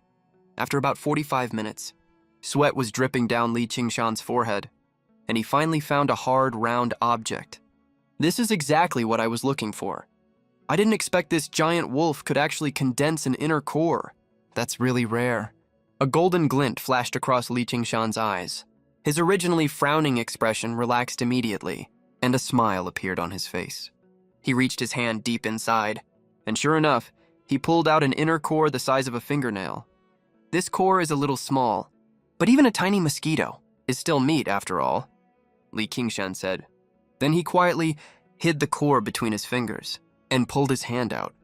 He didn't want other ability users to find out that he had gotten the inner core. Then Li Qingshan rummaged through the giant wolf's body again. For a while, no spirit bones. A trace of disappointment flashed across Li Qingshan's face, but this was within his expectation.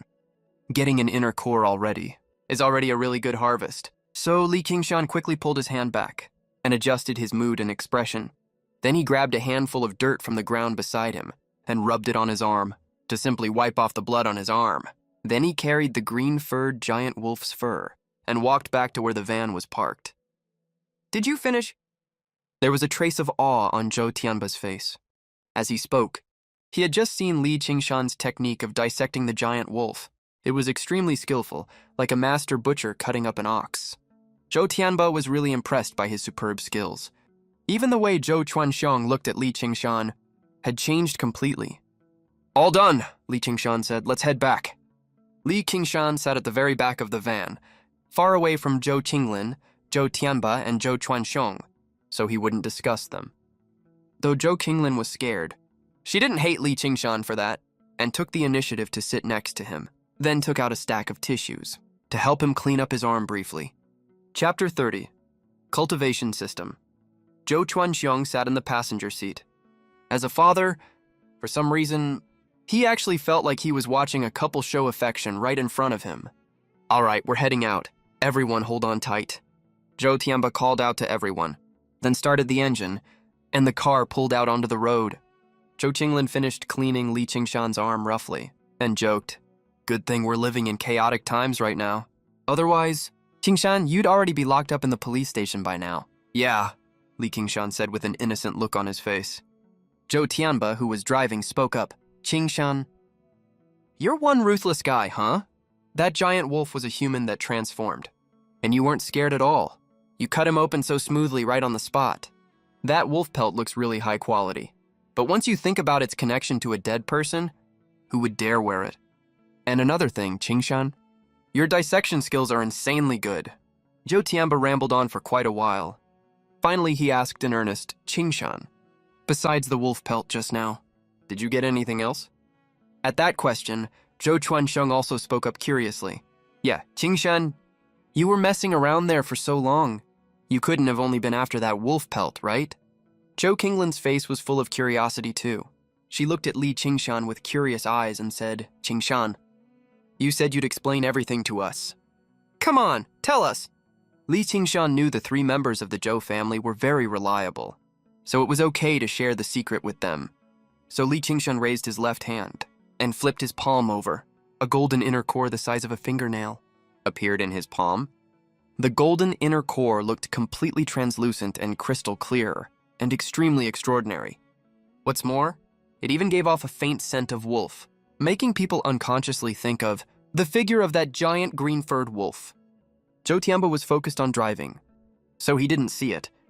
But Zhou Chuanxiong and Zhou Qinglin were both stunned at the sight. "Qingshan, is this what you dug out from that giant wolf's stomach?" Zhou Qinglin asked in shock. Zhou Chuanxiong also said with a shocked face, "Qingshan, I saw you rummaging around in that giant wolf's stomach for ages. Was that to get this? What is it?" Zhou Tianba was extremely curious and couldn't help turning his head to glance at the giant wolf's inner core in Li Qingshan's hand. When Zhou Chuanxiong saw that, he pushed Zhou Tianba's head back to face forward and scolded him, "Drive properly. Don't get distracted or we'll get into a crash." Zhou Tianba curled his lip and replied helplessly, "Fine." Then he focused back on driving properly. Li Qingshan then started to explain. "This inner core is indeed what I took from the green-furred giant wolf's body. It's an extremely valuable item. Large demonic beasts and spirit beasts all have a chance of producing an inner core inside their bodies. Consuming it can increase a cultivator's cultivation speed.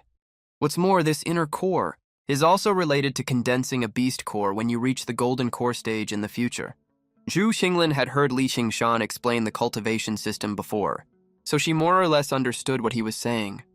But Zhou Chuanxiong and Zhou Tianba knew nothing about cultivation, so they both looked completely confused.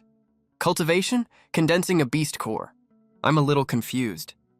Zhou Chuanxiong said, "Qingshan, explain cultivation properly to us right now, and the whole system around it, okay? Anyone can cultivate. It's just that people with yin-yang physiques will have a much smoother time cultivating and progress much faster. Besides, letting the Zhou father and son start cultivating early is much better than waiting until they reach that continent to start cultivating." So Li Qingshan didn't hold back and said, "Uncle, Brother Tianba, I'll explain everything to you properly now. But this is a huge secret. Make sure you don't tell anyone else. If anyone asks, just say it's a superpower. Otherwise, if you get targeted by people from large clans or powerful forces, it'll be really bad for us. At that point, all of us might be in danger of losing our lives." As far as Li Qingshan remembered, in the city where he lived, there were already 2 powerful clans, and one large force that emerged during the chaotic times. These two powerful clans and this large force were the most powerful existences. In the city Li Qingshan lived in, they recruited powerful, superpowered people from the city, as well as from all over Longguo, to work for them. And this was only the power structure of a single city. Longguo has countless provinces and cities, and the forces entrenched there are like the old roots of an ancient tree, tangled and complex and extremely powerful. Right now, Li Qingshan hasn't grown strong enough yet. He can't afford to draw the attention of any important figures. If he does, if he's lucky, he'll be recruited into a force as a talented individual. If he's unlucky, he'll be locked up. They'll squeeze every secret out of him and drain every last bit of value from him. Forming an alliance with the Zhou family in this lifetime was a risk Li Qingshan only took after a lot of deliberation. He was repeating these warnings over and over now because he didn't want any accidents later on that would lead to him and the entire Zhou family being killed. When Li Qingshan said these words, his expression was solemn and serious. After Zhou Chuanxiong and Zhou Tianba heard this, their expressions also turned serious. Zhou Qinglin said, "Don't worry. Qingshan, my dad and brother aren't the gossiping type. They can definitely keep their mouths shut and won't leak this secret." Zhou Tianba promised Qingshan, "Relax. I'm not the kind of person who can't keep a secret.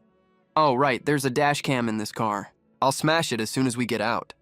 Zhou Chuanxiong said, "Qingshan, you know what kind of person I am. You don't trust me. We won't tell anyone your secret." "Yeah, I trust all of you." Li Qingshan nodded and said, "Then," he began, "according to the guidance of that immortal senior, the first stages of cultivation are mainly body refining and qi refining. Qi refining is divided into 9 layers. The first 3 layers focus on cultivating the dragon tiger fist. The middle 3 layers focus on crane control and dragon capture. The last 3 layers focus on lifting heavy as if light, and lifting light as if heavy. The qi point breathing technique runs through the entire cultivation process. When cultivating dragon tiger fist, crane control, and dragon capture, lifting heavy as if light, and lifting light as if heavy. If you still have extra energy, you can cultivate some cultivation techniques and spells that match your current cultivation level. For example, when you reach the 4th layer of qi refining, you can cultivate the fire spell to create fire out of thin air using spiritual energy. The size and power of this fire depends on the strength of your cultivation and your level of comprehension of the fire spell. After reaching the 9th layer of qi refining, you enter the foundation establishment stage. This stage is mainly for consolidating your foundation. Just like building a 100-story skyscraper, you need to lay the foundation solidly and make it as sturdy as possible. Besides continuing with qi refining and body refining during the foundation establishment stage, you also need to learn as many cultivation techniques and spells as possible. Next comes the golden core stage. If you cultivate the traditional way and learn plenty of cultivation techniques and spells, you can form an origin core, which means you've entered the golden core stage. Besides this, if you have too much connection with animals during your cultivation, like consuming a lot of inner cores from spirit beasts and demonic beasts, and even replacing your bones with spirit beast bones, you can form a beast core. Chapter 31, Dealing with My Mom. If you have too much connection with plant-type spirit beasts or demonic beasts, you will form a tree core. If you have a contract with an artifact, you can form a chi core. There are many ways to form a core, and they have many different names. For example, demon core, devil core, blood core, bone core, insect core, and so on. But all that is way too distant for now. Besides, most methods to form a golden core require a certain amount of serendipity and good fortune. As for the specific details, I won't get them until I meet the immortal who's guiding me. He'll tell me more when the time comes. So I don't really know the specifics right now either. I can only take things step by step and keep cultivating first. Li Qingshan explained the entire cultivation system very seriously. Zhou Tianba and Zhou Chuanxiong were just like attending a class, as good students eagerly absorbing all the new knowledge. They perked up their ears and listened with full, earnest attention. After they fully processed everything Li Qingshan had said, all of them were utterly shocked. Their admiration for Li Qingshan grew even stronger. Back when superpowers first appeared all over the world, while everyone else was fooling around with girls, even hitting on Zhou Qingling, when everyone else was using their superpowers to fight each other, he was quietly focusing on cultivation the whole time. What an absolute genius he is. Of course, this also has to do with Li Qingshan's special fated opportunities and his luck. The father and son pair, Zhou Chuanxiong and Zhou Tianba, were even more envious of his good luck. I get it now. Zhou Tianba nodded as he spoke. Drive carefully, Zhou Chuanxiong reminded him. Then, he looked at Li Qingshan with a serious expression and said, Respect for knowledge doesn't depend on age. The one who has mastered the skill is the teacher. It looks like for the next while, Qingshan, you'll have to be the teacher for our whole family and teach us how to cultivate. When Li Qingshan heard that, he immediately felt that an invisible burden had landed on his shoulders. Since he was taking on the role of teacher, Li Qingshan naturally had to be responsible for his students, so he would definitely teach them well. Zhou Tianba joked, It's all up to you now, Teacher Qingshan. Zhou Qingling smiled and said, Go for it, Teacher Qingshan. I'll do my best. I'll properly guide all of you into the world of cultivation. Li Qingshan replied with a serious look on his face. Just then, Zhou Tianba asked, Qingshan, that giant wolf dropped an inner core when we killed it, right? If I turn into a giant tiger and get killed, will an inner core drop from my body too? Not just that, Li Qingshan said. Zhou Tianba was stunned by his answer. Brother Tianba, you might not only drop an inner core, you might also drop spirit bones, Li Qingshan added. Next, Li Qingshan explained what spirit bones were in detail. Zhou Chuanxiong, Zhou Tianba, and Zhou Qingling all listened with great interest. They became even more eager to start cultivating. Zhou Tianba laughed. Looks like I need to protect myself better. I should use this ability less often, so I don't get killed by someone who wants to take my core and bones.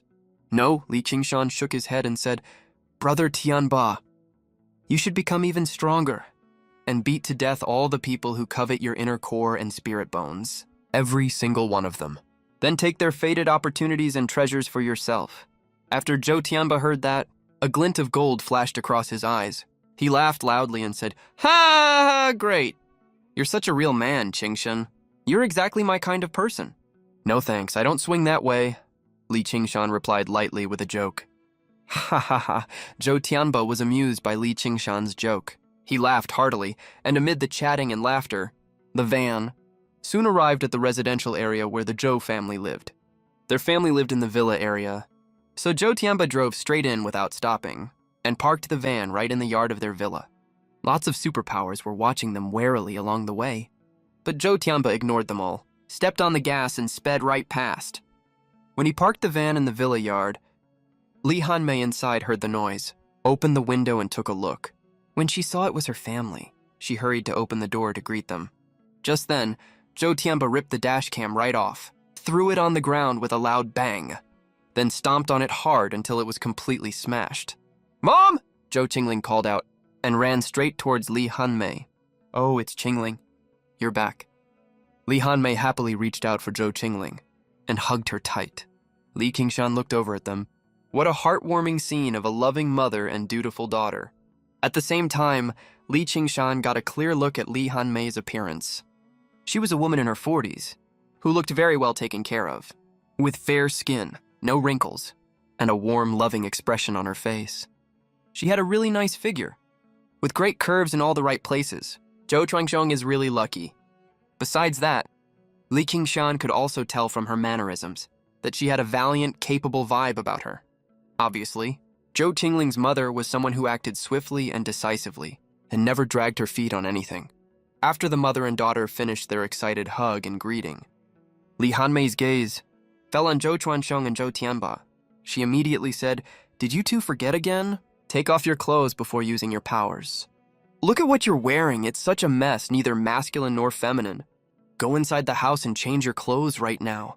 After she finished saying that, Li Hanmei's gaze shifted back and forth between Li Qingshan and the van parked next to him. She asked, Who is this young man? Qingling, is he your classmate? And what's with this van? Why did you drive it home? When her gaze landed on Li Qingshan could clearly sense a hint of hostility and wariness. He felt really wronged. He hadn't done anything wrong, right? Why was she looking at him like that? Mom, we have a lot to tell you, and a lot of questions to answer for you. Mom, let's go inside first. We'll explain everything to you later, Zhou Qingling said, and pulled Li Hanmei into the house. Li Qingshan followed behind them and walked into the luxuriously and grandly decorated villa In the living room, Li Qingshan obediently changed into a pair of slippers.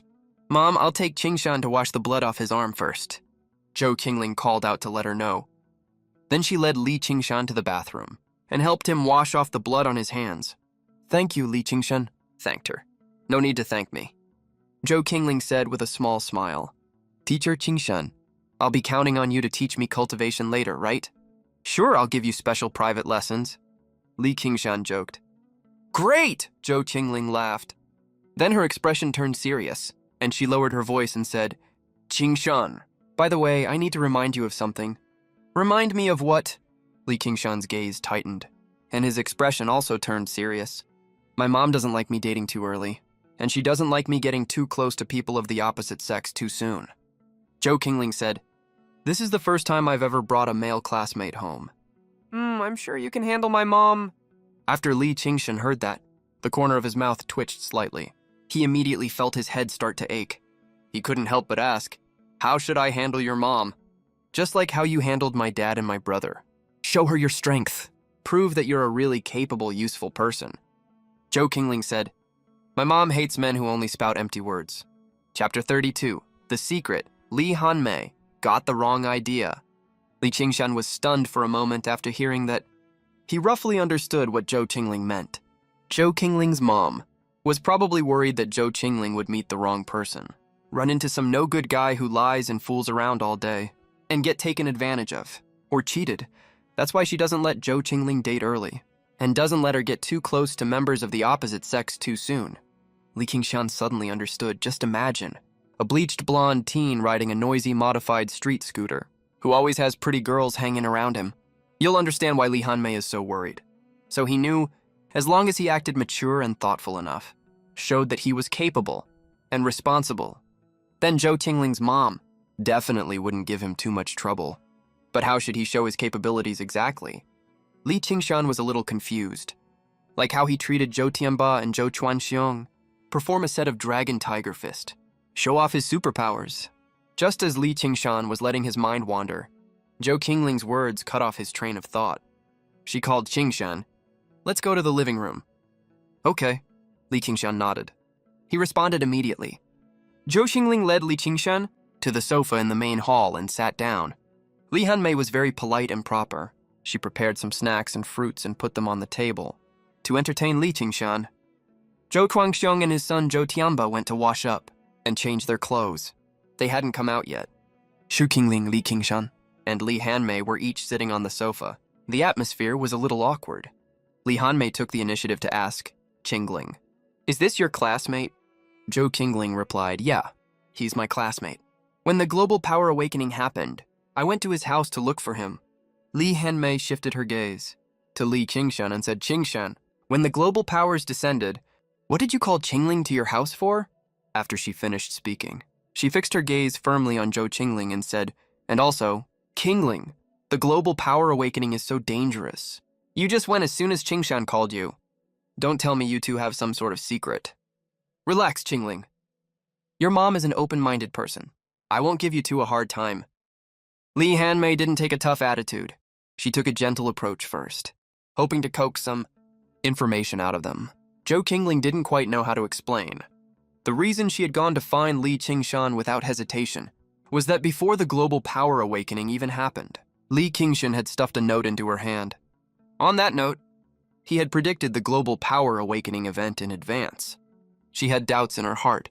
Plus, Li Qingshan was a decent person. That's why Zhou Qingling went to look for him. But this involved some private secrets, so Zhou Qingling couldn't say it out loud directly. Li Qingshan smiled slightly and said, "Auntie, you're right. Qingling and I do have some secrets between us." He had already thought it through. If the secrets he held got out, it would bring him danger. Now that Li Qingshan wanted to ally with the Zhou family, he had to tell them all his secrets.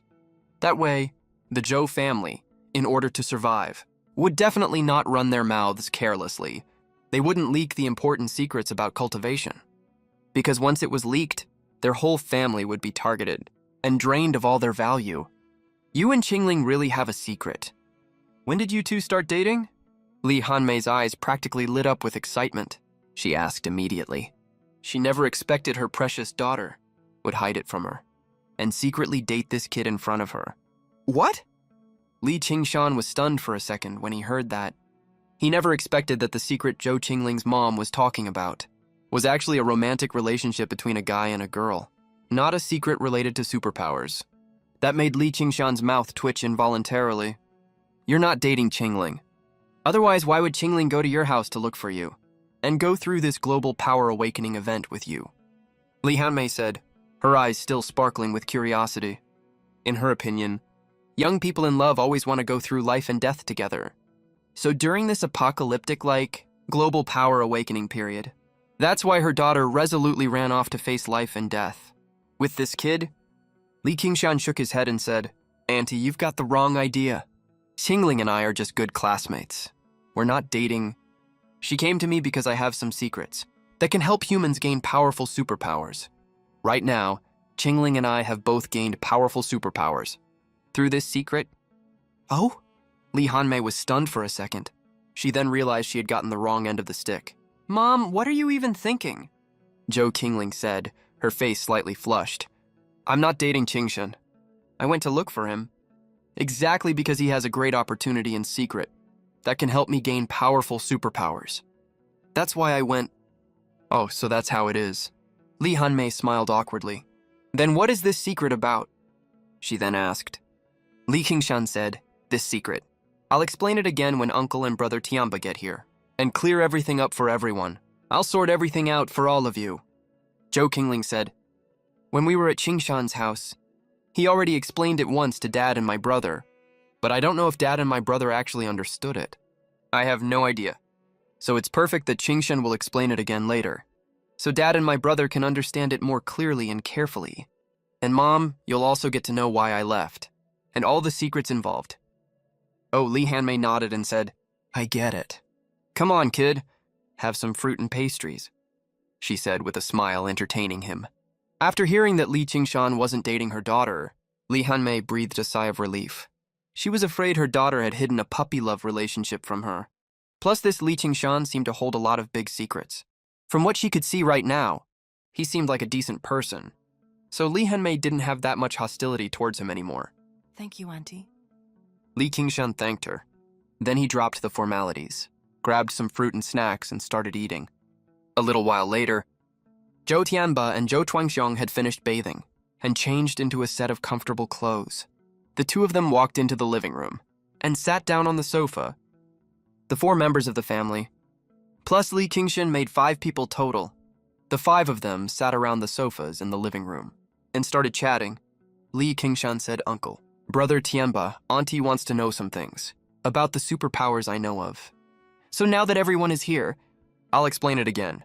Sure, Zhou Chuangxiong said, Qingshan. Go ahead, we're listening. Immediately, Li Qingshan started speaking fluently, telling them about the guidance he received from the mysterious immortal in his dream. He told them everything. Then he also told them about touching Zhou Qingling and teaching her the Qi technique and Dragon Tiger Fist. Chapter 33, Integrating Li Qingshan. He then explained the cultivation system again, as well as the cultivation techniques, and promised to teach them the Qi technique. After the whole conversation, Li Hanmei understood what was going on. She frowned slightly, because her daughter and this kid had actually touched each other. Those are very private parts, after all. Li Hanmei was a little influenced by traditional feudal ideas. She thought that this could only happen on the night of the wedding. On the wedding night. But what happened already happened. Even if Li Hanmei wanted to turn things around, she couldn't change what had already happened. So Li Hanmei looked at Li Qingshan with a scrutinizing gaze, her eyes fixed on him, sizing up this young man. After looking him up and down repeatedly, Li Hanmei thought Li Qingshan looked okay on the outside. He spoke very logically. He had an immortal guiding him. He was surrounded by great opportunities. This kid doesn't seem too bad. If he and her daughter Qingling got together, that wouldn't be the worst thing. It's just that Li Qingshan looked a little too thin. He looked like he was malnourished. That won't do. Li Hanmei thought to herself. She had to make this kid eat more. Bulk him up. Li Hanmei silently made up her mind. She would feed Li Qingshan until he was nice and strong. Besides that, Li Hanmei was very interested in the whole cultivation thing. She couldn't help asking about cultivating immortality. Does it mean that after achieving immortality, We can live an extremely long life, live to 100, 200, even 500 years old, and still stay strong and healthy. Li Qingshan nodded and said, exactly. Higher cultivation naturally brings a longer lifespan. If you can find a way to get longevity pills or youth-preserving pills, you can extend your lifespan even further and stay young forever. After hearing this, Li Hanmei became even more interested. She said, that's really wonderful. Everyone loves to look good, let alone Auntie Li, right? Li Qingshan spent quite a while explaining, so that the entire Zhou family mastered the basic knowledge of immortal cultivation. Then Li Qingshan's expression turned extremely serious. He said, Auntie, Uncle, Tianba, Qinglin, this matter is very important. It's a top secret. If it gets out, other people may covet what we have, and we might end up being hunted down. So Auntie, Uncle, Brother Tianba, Qinglin, you must never let it slip, and reveal any of this to others. If anyone asks about it, just say it's all superpowers. Brush them off with that. Do you all understand? I'm not joking around. This matter is really urgent and critical. Zhou Chuanxiong said, what Qingshan said makes perfect sense. Cultivating immortality is a huge opportunity. If other people find out about it, they will definitely want to cultivate too. Then some powerful superpower users might show up, demanding the cultivation method from us. If we can't beat these superpower users, we will be totally helpless, at their mercy. So everyone must keep your mouths shut tight. Don't reveal any related information. Chu Tianba nodded. He said, don't worry about this. I'll guard this secret well. I won't say a word about it to anyone. Li Hanmei said with a serious expression, no matter who among us, if even one person leaks the secret, all the rest of us could be in great danger. So it's not just me. Everyone must protect this secret properly. Zhou Qinglin said, I will guard this secret carefully. Only our family will cultivate immortality in secret and grow our strength steadily. As the five of them were talking, they all unconsciously lowered their voices. In the end, everyone reached an agreement, promising that they would protect the secret properly. Seeing everyone was fully united on this, Li Qingshan was very satisfied. Just like that, he naturally integrated into this family, becoming one of them. Mom, there's a lot of supplies in the van outside. We need to sort them out later, Zhou Tianba said. Zhou Shuangsheng said, in this chaotic era, all kinds of supplies are scarce, so we can't waste even a tiny bit of them. Li Hanmei said, all right, everyone eat first now. We'll sort the supplies after we finish eating. Oh, right, Qingshan. I'll clean up a room for you later. You can stay here as long as you want. Thank you, Auntie. Li Qingshan thanked her gratefully. He finally had a home now. Right after, Li Qingshan, Zhou Qinglin, Zhou Chuanxiong, Zhou Tianba, and Li Hanmei, the five of them, went to the dining area of the big villa and started having their reunion dinner. This reunion dinner was carefully prepared by Li Hanmei for Zhou Qinglin. Li Qingshan's arrival just meant adding an extra set of chopsticks in a bowl, that's all. The dishes on the table were very plentiful. There was furious rooster head soup, braised carp, spicy fried shredded squid, silky tofu, sweet and sour pork ribs, chrysanthemum sausage, and many more. Li Qingshan and Zhou Qinglin, because they had been practicing the Qi technique and dragon tiger fist. Their bodies had consumed a lot of energy. Plus, when they were at Li Qingshan's home earlier, the two of them only ate some instant noodles to get by. Also, all these delicious dishes were carefully cooked by Li Hanmei. They all tasted super fresh and delicious. So Li Qingshan and Zhou Qinglin didn't care about their manners at all, and ate like there was no tomorrow. This left Li Hanmei, Zhou Tianba, and Zhou Chuanxiong completely stunned. Qingshan, Qinglin, slow down, you two. Li Hanmei reminded them gently. She was shocked by how much the two of them could eat. At the same time, she wondered in her head. Qinglin only went out for a trip. How come his appetite got this big? Li Qingshan said while eating. Untie, sorry about that. Qinglin and I are being a bit rude with how we're eating. But please understand Auntie, Uncle, and Brother Tianba.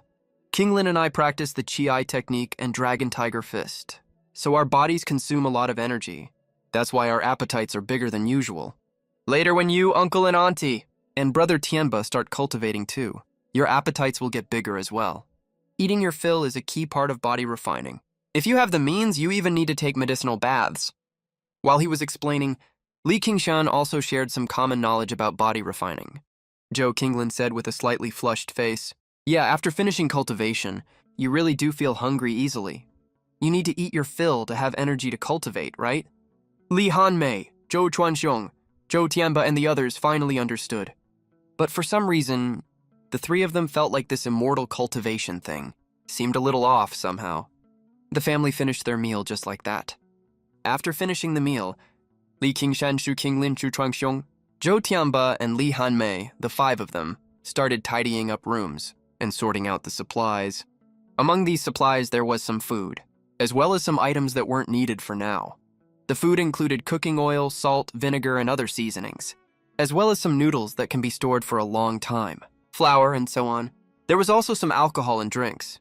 The family discussed and decided that they would eat the meat products that go bad quickly, in the short term first. As for the items they don't need for now, like wash basins, towels, bath towels, scissors, and other such things, they will be stored in the utility room for the time being.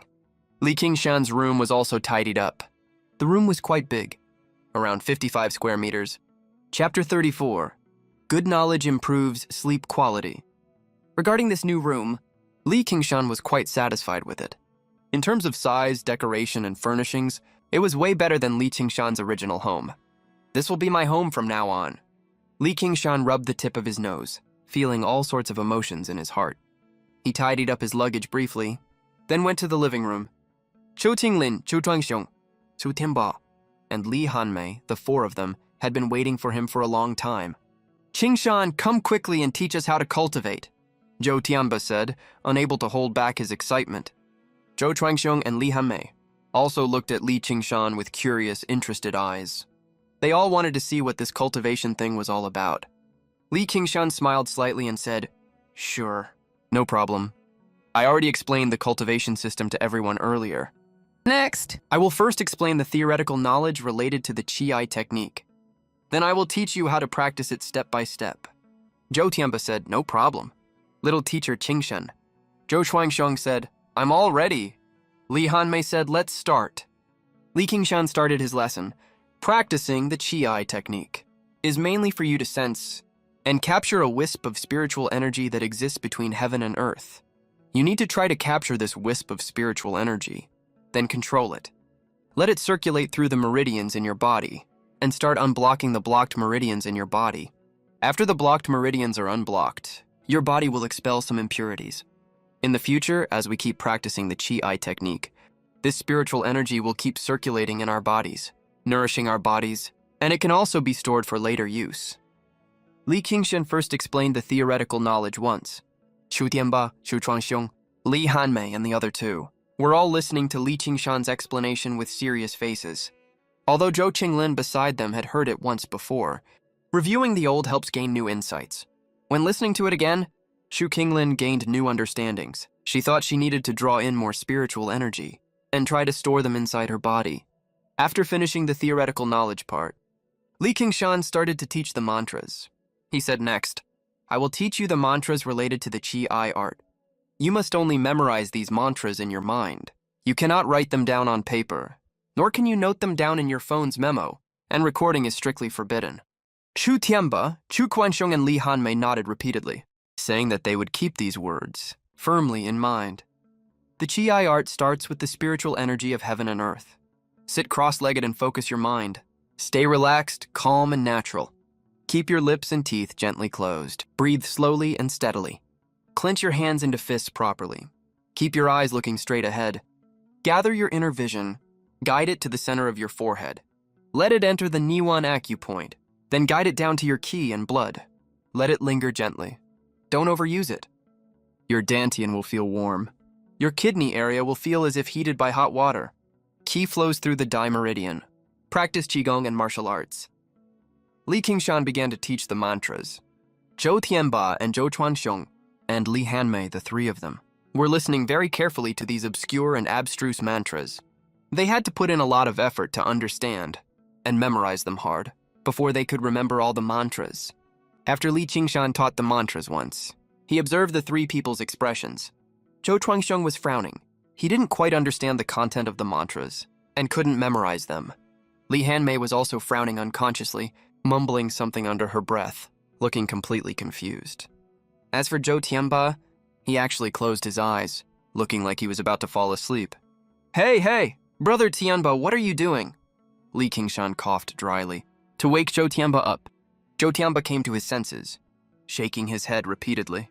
To drive away his drowsiness, he scratched his head and said sheepishly, "This amazing mantra made me wander in the ocean of knowledge and improved my sleep quality so much that I almost fell asleep."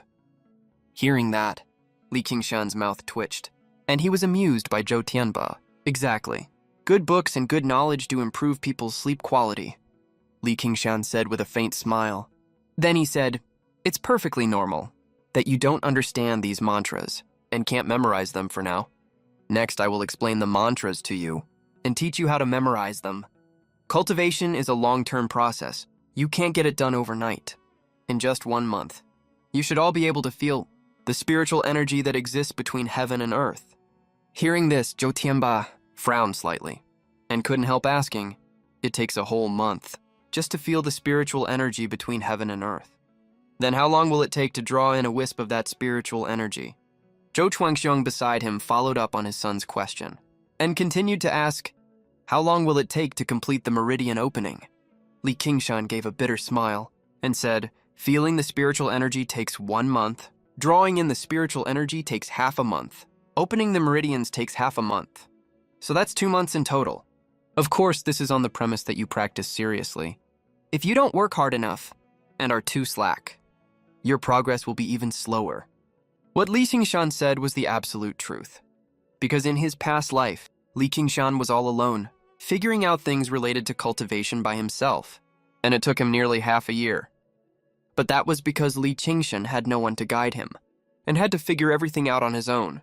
Now that he has the yin-yang constitution, he learns everything about cultivation very fast.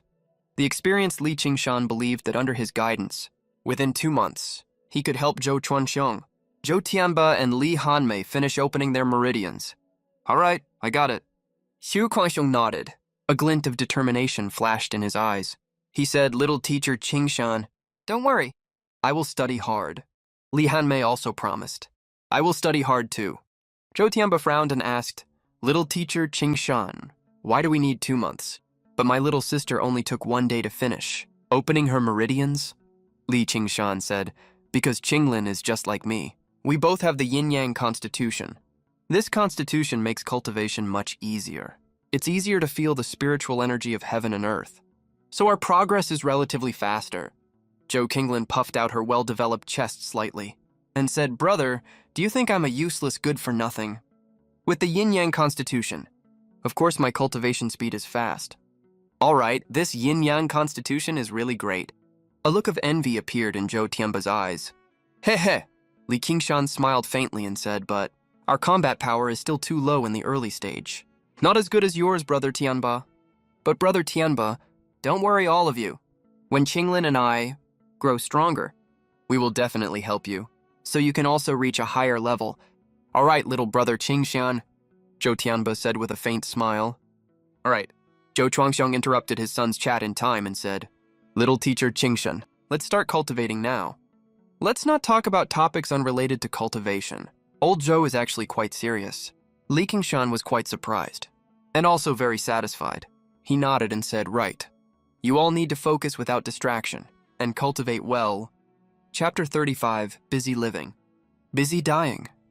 Zhou Tianba touched the tip of his nose and said with an innocent face, "All right. Dad, I'll shut up now. I won't talk too much. Little teacher Qingshan, let's start practicing the Qi art."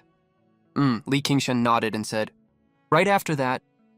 Li Qingshan started to explain the relevant knowledge of the Qi art, analyzing every word of the theory. To help Zhou Tianba, Zhou Chuanxiong, and Li Hanmei understand, Zhou Qinglin was also listening carefully from the side. Just like that, the whole night passed. When they went to bed at night, Zhou Chuanxiong and Li Hanmei, the young couple, had no interest in intimate interactions. They actually started discussing the Qi art instead, and they were having a great time talking about it. Gradually, they got immersed. In Zhou Tianba's room, he was lying on the bed, mumbling parts of the Qi art, mantras. He reviewed them once before going to bed. Li Qingshan was practicing the Qi art in his room. Then he fell asleep. When practicing the Qi art, it can help people get rid of distracting thoughts and fall asleep easier. improving the sleep quality of cultivators. Jo Kinglin went back to her room. She also practiced the Chi art a few times after lying down. Then she fell asleep. The rest of the night passed uneventfully. The next day, the Jo family closed their gate tightly. The whole family stayed in the villa and continued cultivating. Li Qingshan was very busy. Besides teaching Zhou Chuanxiong, Zhou Tianba and Li Hanmei the Qi art. Li Qingshan also had to teach Zhou Qinglin the dragon and tiger fist to help her train her body in Qi. Since the villa had a lot of food and drinks stored, so the whole family didn't need to go out to look for food. During this period, Li Qingshan also held a small meeting with the Zhou family. The issues of power outage and water supply cutoff were mentioned. As for domestic water, there's a swimming pool in this villa. There are also plenty of buckets, basins, and water bottles. We should store as much water as we can. As for domestic electricity, there's a generator in the villa. It can last for quite a while. They need to practice cultivation at the same time and keep an eye on the supply of water, electricity, and food. Time flies like an arrow. The sun and moon shuttle back and forth. Time passes in the blink of an eye. Time goes by. 3 whole days have passed in a flash. The power went out in the villa that day. It wasn't just the Zhou family that lost power. All the surrounding residential areas and villa districts had a power outage. Luckily, they had prepared the generator in advance. It can barely provide enough power for their daily needs. Then another 4 days passed. The entire villa district and the nearby residential communities all had their water supply cut off. Not a single drop of water came out of the faucet anymore. Over these 7 days, Li Qingshan, Chu Chuanxiong, Chu Qingling, Zhou Tianba, and Li Hanmei, these 5 people, all stayed in the villa district. They practiced cultivation every day and never stepped outside. Outside the house, sounds of fighting could be heard from time to time. But the whole family was very cautious. They had no intention of going out to watch the excitement at all. Zhou Chuanxiong, Zhou Tianba, and Li Hanmei have already understood and can recite the 7 Eyes spell. Their current cultivation stage is to sense the trace of spiritual energy that exists between heaven and earth. As for Zhou Qinglin, she's learning Dragon Tiger Fist very fast. She has basically mastered it already. Now Zhou Qinglin needs to practice boxing every day to continuously train her body and refine her qi. She and Li Qingshan have very big appetites. The food stored in the villa is being consumed very quickly. As the whole family keeps practicing cultivation, the supplies in the villa are being consumed at an alarming rate. The amount of food that was originally enough for an ordinary family to eat for 2 months, in just a little over a week now, is almost all used up. Time passes by. Another 2 days have passed in a flash. Zhou Tianba and Zhou Chuanxiong went to find Li Qingshan and proposed to him that they wanted to go out to look for daily supplies. During their time studying and getting along these days, Li Qingshan has always acted as a teacher. This has raised his status invisibly. Among the Zhou family, Li Qingshan already has considerable say in decision-making. Li Qingshan rejected Zhou Chuanxiong and Zhou Tianba's proposal and told them to focus on cultivation and work hard to become stronger as soon as possible. Zhou Chuanxiong and Zhou Tianba agreed and went back to focusing on their cultivation. They tightened their belts and endured the shortage of supplies. At the same time, on the first floor of Block A, Building 18 in Jixiang Community, a huge sarcoma monster was devouring food crazily. This sarcoma monster was as big as a bedroom. Its whole body was covered with bumps of different sizes. It looked extremely disgusting. Its 2 legs and 2 arms looked like 4 tentacles of different thicknesses. They had no lines or textures on them, looking very weird. In front of the monster, there were piles of frozen meat, giant beast corpses, and even corpses of superpowers. The monster had 2 mouths on its head, one big and one small. From time to time, long snake-like tongues would stick out of the 2 mouths, grab a piece of meat and stuff it into its mouth, then quickly chew and swallow it. As it kept eating meat, the golden color of the golden bumps on the monster became more intense. The whole monster also seemed to have grown a bit bigger. Beside the monster, Shang Guanjing showed a manic smile and said, "Mom, Dad, is it tasty? There are so many superpowers in this world. We will never lack meat to eat from now on." As he spoke with a loud laugh, he burst out laughing even harder. "My child, this meat is so delicious." The big mouth of the monster uttered a weird human voice. As it spoke, the long tongue shot out, landed on the severed leg of a superpower, dragged it back to its mouth, and started gnawing on it. "My child, you are so filial. Mom is very happy." The small mouth of the monster was gnawing on a big bone as it spoke in praise. Shang Guanjing smiled and said, "Mom, Dad, my superpower allows me to absorb the death energy from dead creatures and make myself stronger, and the meat from these dead superpowers can just be the nourishment for your bodies. As long as we kill all the superpowers in this community, we will definitely become even more powerful." As Shang Guanjing spoke, the smile on his face became more and more manic. The big mouth of the monster said, "In this Block A of Building 18, how many households are left? How many superpowers are there still?" Shang Guanjing said, "Building 18 has 21 floors in total. All the superpowers below the 6th floor have been completely cleared out. I have moved all the useful supplies to the 1st floor. Mom and Dad, your bodies are too big now. It's not convenient for you to go upstairs. Just stay here and block the entrance. Don't let them come down. Unless these superpowers grow wings, there is no way they can escape. I will go door to door to rob them of their supplies. If anyone dares to resist, I'll just kill them on the spot." As Shang Guanjing spoke, a vicious glint flashed in his eyes. During this period, Shang Guanjing's parents were extremely hungry. Chapter 36, Asking for Leave. I'm taking a day off today. Wish everyone a happy May Day. Thank you all for your support. Wish you all the best and everything goes your way. Chapter 37, Supplies, Hungry Parents. He had no way to get food. Besides, the surrounding neighbors had already found out that his parents had turned into monsters and were all talking badly about him. In addition, there were constant fights and robberies happening around him. Shang Guanjing finally could not stand it anymore. He went on a killing spree with his parents and started breaking into the homes of other superpowers in the same building, robbing them of their supplies. You never know until you fight. The fight was a real eye-opener. Shang Guanjing found that when he teamed up with his parents, their combat power was very strong. They could easily defeat other superpowers. So they invaded floor by floor, driving away other superpowers, or even killing them. They robbed all their supplies. Right now, Shang Guanjing has cleared out the superpowers on 4 floors and is blocking the 1st floor of the whole building, preventing other superpowers from escaping. The big mouth of the monster started to twitch. This was the mouth that Shang Guanjing's father, Shang Guanjubo, used to speak.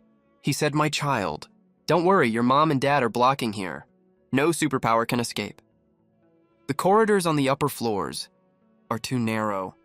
If we go up, the whole building will collapse. So, my child, we will leave the rest to you. But you have to be careful. Your life is the most important thing.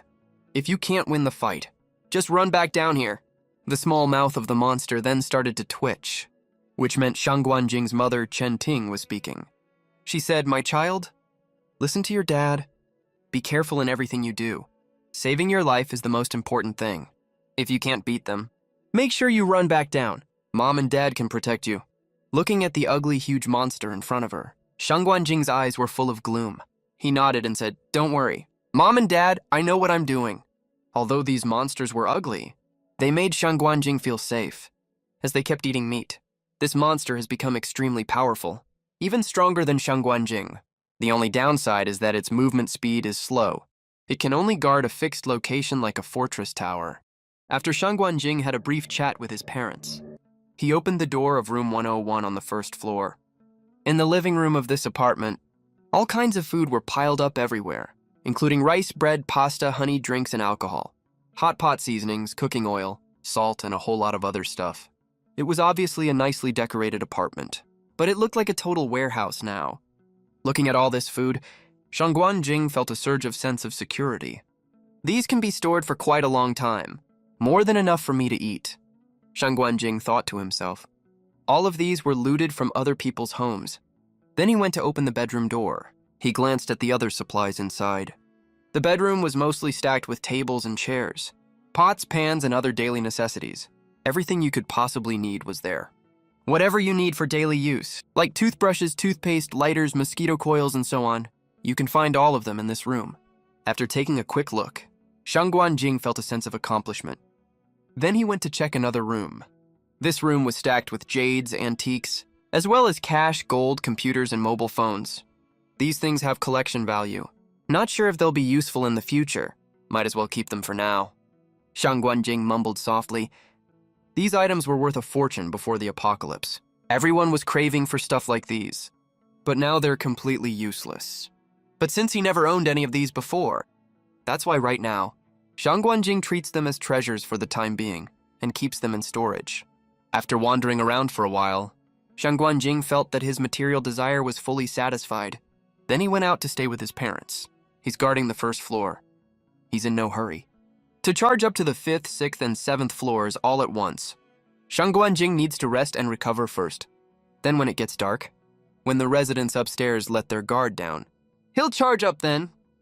On the other side, in the villa area where Li Qingshan lives.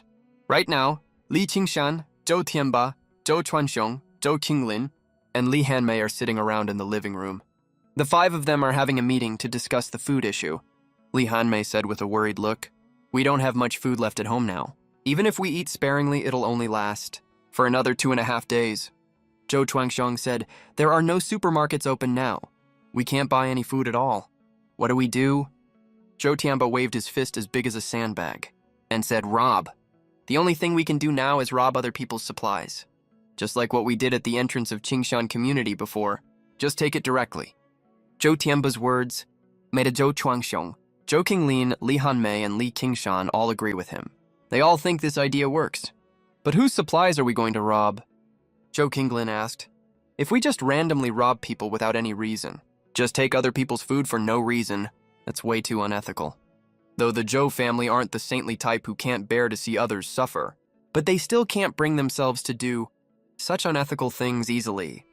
Zhou Chuanxiong looked at Li Qingshan and said, "Qingshan, little master, you look so calm. Looks like you already have a plan. Do you have any ideas?" After Zhou Chuanxiong finished speaking, Li Hanmei, Zhou Qinglin, and Zhou Tianba all turned their eyes to Li Qingshan, wondering what he had to say. "Yeah, Qingshan," Zhou Qinglin spoke up these past few days. "I've noticed you don't look worried at all. Did you already come up with a plan a long time ago?" 2 days ago? Zhou Tianba, Zhou Chuanchuan, Zhou Qinglin, and the others already brought this issue up to Li Qingshan. Back then, Li Qingshan told everyone not to worry. Just focus on cultivating first. But as the food keeps running out, Zhou Tianba, Zhou Qinglin, and the others had to bring up this issue seriously again. Li Qingshan said, "I know. There's a place where we can get food. It's a warehouse. It stores a huge amount of supplies. Now all humans around the world have superpowers. If we want to take over this warehouse and take all these supplies, we need to defeat the superpowered people there first. There's a certain amount of risk involved.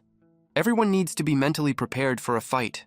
As Li Qingshan was speaking, his expression turned serious. "Warehouse?" Zhou Qinglin asked confusedly. "What warehouse? How come none of us know about it?" "Yeah, Qingshan, how did you find out about this warehouse?" Zhou Chuanxiong also voiced his confusion as well.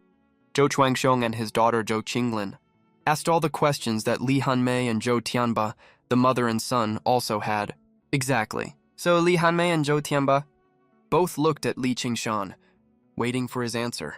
Li Qingshan said, "The day the superpowers appeared, I started observing the movements of all the supermarkets nearby. One of them is a supermarket called Yonghui. They send out multiple trucks, taking away a huge amount of stored supplies from the supermarket." Chapter 38, Supermarket and Warehouse. So, I hailed a taxi and followed them quietly. I found out that this Yonghui supermarket stored a huge amount of supplies in a hidden warehouse in the suburbs, besides the Yonghui supermarket on Namihua Street, which sent supplies to this warehouse. I also found that other self-operated wholesale warehouses also transferred their supplies there. So as long as we take over this warehouse, we'll have more than enough food to eat and more than enough supplies to use. I've already written down the location. We can make a move on it? Li Qingshan laid out his plan. However, most of what he just said was made up by Li Qingshan. He never actually went to investigate the supermarkets in nearby cities at all. The thing about Yonghui supermarket came from Li Qingshan's memories of his past life. In his past life, this suburban warehouse stored a huge amount of supplies. The owner of this warehouse originally wanted to make a fortune from the apocalypse, establish a foothold in this chaotic world, and build a big power of his own, but he never expected that. After half a year of careful operation, for some unknown reason, the Earth crashed into a cultivation continent full of opportunities. His warehouse was then discovered by other superpowered people and exposed to the public. In the end, All the supplies in the warehouse were divided up by big forces and other superpowered people.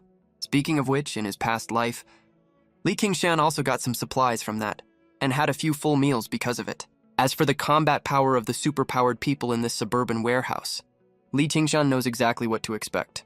The combat power of the superpowered people in this warehouse mostly comes from the owner, his family, relatives, and employees. There are around 40 superpowered people in total there, but none of them are very strong. Their individual combat ability is extremely weak. They only have the advantage of numbers. They can't fight 10 people alone. They can only fight one person with 10 of theirs. That's why after the warehouse was exposed to the public, they had no ability to protect it at all. They could only let others take whatever they wanted. Hidden supply warehouses like this one definitely exist in more than one place on the entire blue planet. And there are definitely warehouses that are way larger than this one. But what's the point of having so many supplies? In half a year, the blue planet will crash into the cultivation continent. All living creatures will be exposed to a brand new civilization and live and survive on the new continent. On the new continent, there are all kinds of powerful sects, clans, and imperial forces on the new continent. As long as you have some ability, 只要有点能力, no one will starve to death. Take a longer view. We don't need too many supplies on Blue Planet at all, or take up too much warehouse space. The only thing that matters is getting to that cultivation continent alive. And before we arrive there, we need to get stronger. That is the top priority. Wasting time fighting, scheming against each other, or claiming territory to be a local lord is far worse than laying low and biding our time, growing steadily, and building up our own strength. In the cultivation world, as long as you are strong enough on your own, you can hold absolute power. A single stamp of your foot can change the entire development trend of the whole cultivation continent. Boundless power. That is what Li Qingshan pursues. Of course, along the way, companions are extremely important. The family of Zhou Qinglin, Zhou Tianba, Zhou Chuanxiong, and Li Hanmei are Li Qingshan's companions at this stage. After Li Qingshan finished speaking, Zhou Tianba, Zhou Chuanxiong, Zhou Qinglin, and Li Hanmei, the four of them, understood what was going on. They got Li Qingshan's idea. A golden glint flashed in Zhou Tianba's eyes. He said, if we can take that suburban warehouse, our family won't have to worry about food and clothing for most of our lives. Zhou Qinglin rolled her eyes at her brother and said, Bro, all food expires. It can only last us a few years at most. Zhou Tianba smacked his forehead and said, Right, then let's eat well for a few years first. We'll figure out how to get more food later. Then, Zhou Tianba lowered his voice and said, But come to think of it, didn't Qingshan say, an immortal predicted, our blue planet would merge with a cultivation continent? For now, let's just fill our bellies first. As for other things, we can go to that cultivation continent and figure out solutions based on the local situation then. Tianba is right. Xu Chuangxiong nodded and said. Then Zhou Chuanxiong started asking for some information. He asked, Is that suburban warehouse far from here? Li Qingshan said, It's about 30 kilometers away. A 30-kilometer trip. For a bullet train, only takes about 12 minutes to arrive. For the only minivan in the villa area. If the road is not too rough, we can get there in a little over half an hour. If the road is bumpy, even a little rough, it will take more than an hour. Zhou Chuangxiong thought for a moment. He said, if we can take that warehouse, should we settle down there directly? Or haul the supplies back here? Li Qingshan replied, that warehouse is a hot potato. We can't take it over. We only take enough supplies for our own living needs. That's enough, we don't want anything extra. So we have to haul the supplies back. Xu Guangxiong nodded, showing he understood. After asking a few questions about the warehouse information, Zhou Chuangxiong started focusing on a key question. He asked, but Qingshan, this is a big warehouse you mentioned. There must be heavy guards inside. Our whole family only has 5 ability users in total. How can we win? The Zhou family believed what Li Qingshan said. They didn't ask too many more questions. They started thinking about how to deal with this supply warehouse. How to take it. Zhou Qinglin chimed in, yeah, how do we take it? We don't know how strong the ability users at the warehouse are. If we go there rashly, we might be in danger of losing our lives, Li Hanmei said worriedly. If any of us gets hurt, it will be a big trouble. There are no clinics now. Let alone hospitals. A serious injury means slow death. Li Hanmei was terrified of accidents happening to her daughter. son, and her husband. As for Li Qingshan, he is Zhou Qinglin's male classmate. If his life is in danger, Li Hanmei will also be very sad. Li Qingshan knew everyone would be worried, so he chose to tell everyone about the warehouse when their food was about to run out. This is called burning the boats. We have no choice but to advance. Of course, Li Qingshan had a rough idea of the combat power of that warehouse, so he had already come up with a countermeasure. He put on a mysterious look right then and said 2 words, guerrilla warfare. Guerrilla warfare? Zhou Chuanxiong, Zhou Qinglin, Li Hanmei, Su Tianba.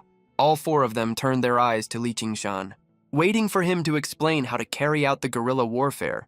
At the same time, they were also brainstorming around the 2 words guerrilla warfare. In their minds, thinking about how to take this suburban warehouse. Chapter 39, Guerrilla Warfare. How to carry out the guerrilla warfare. Zhou Chuanxiong, Zhou Tianba, Zhou Qinglin. Li Hanmei started thinking about it. After thinking for a while, Zhou Qinglin said, Qingshan, I think we should first conduct a field survey of the warehouse and the surrounding terrain, then observe how many ability users there are, and finally work out a plan. Know the enemy and know yourself, and you can win every battle.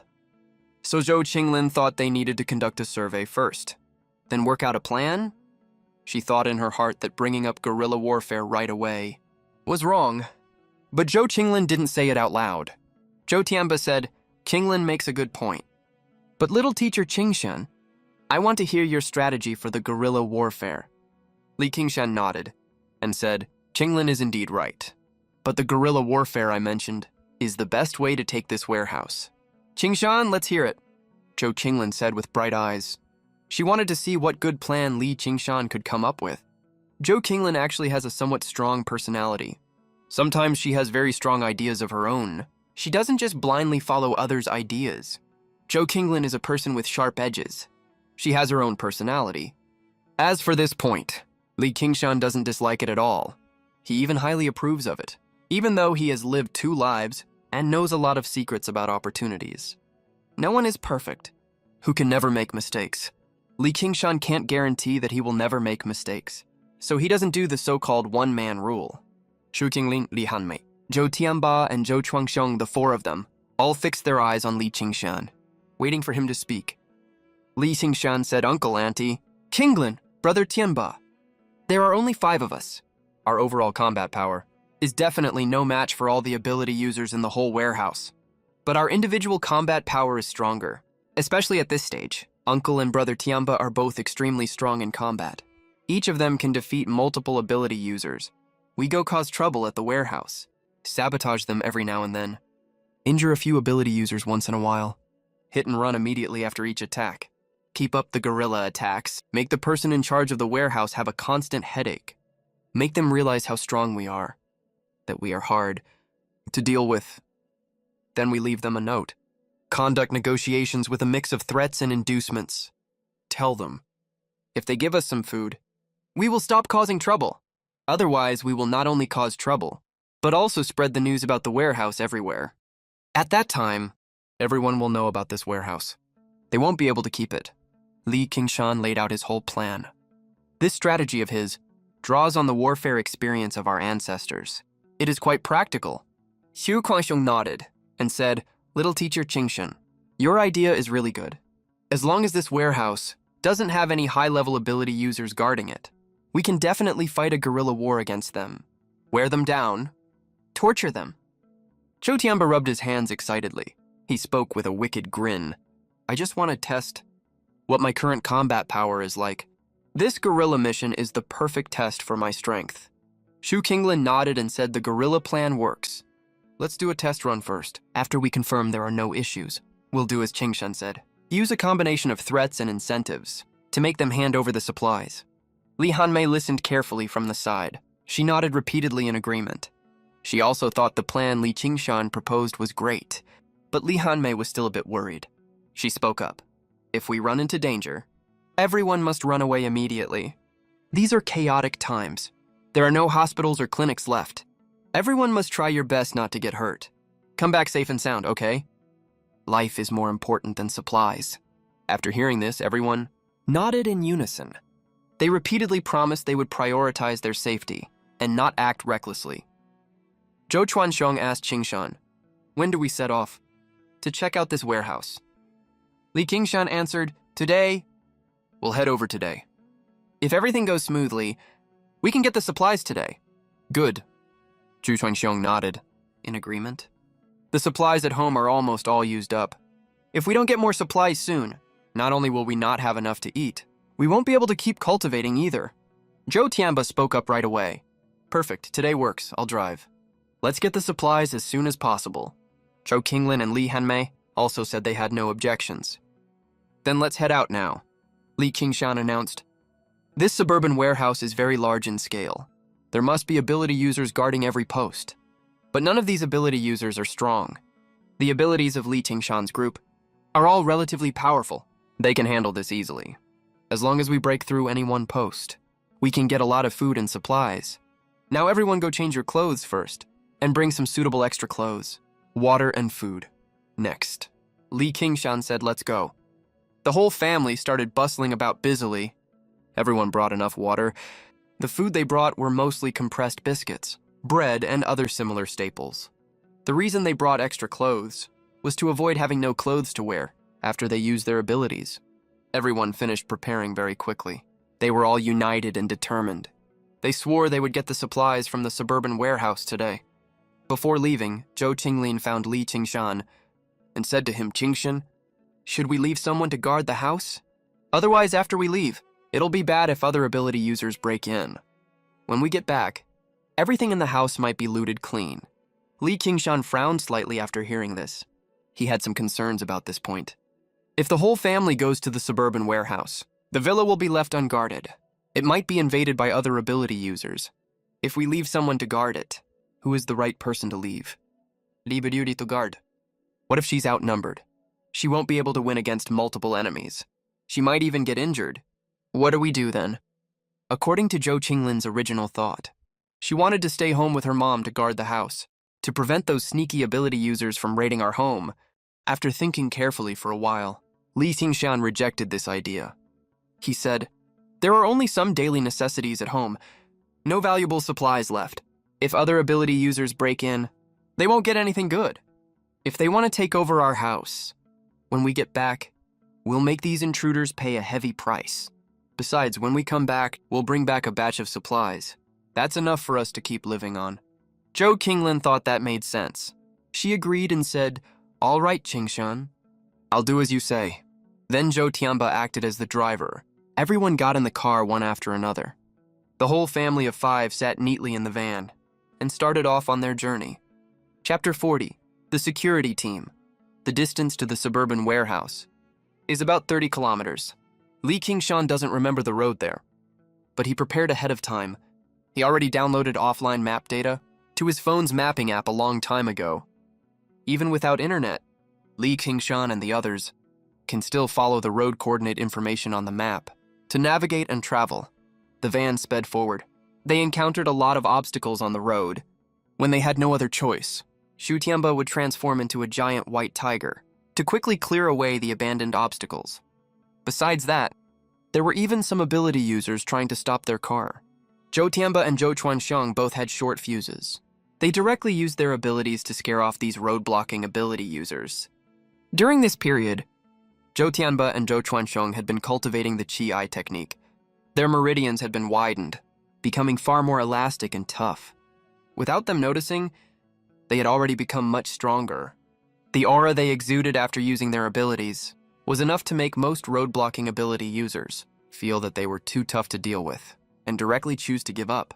The journey was bumpy all the way. The trip that should have taken 40 minutes took Zhou Tianba and the others a full 2.5 hours to finally reach the suburban warehouse.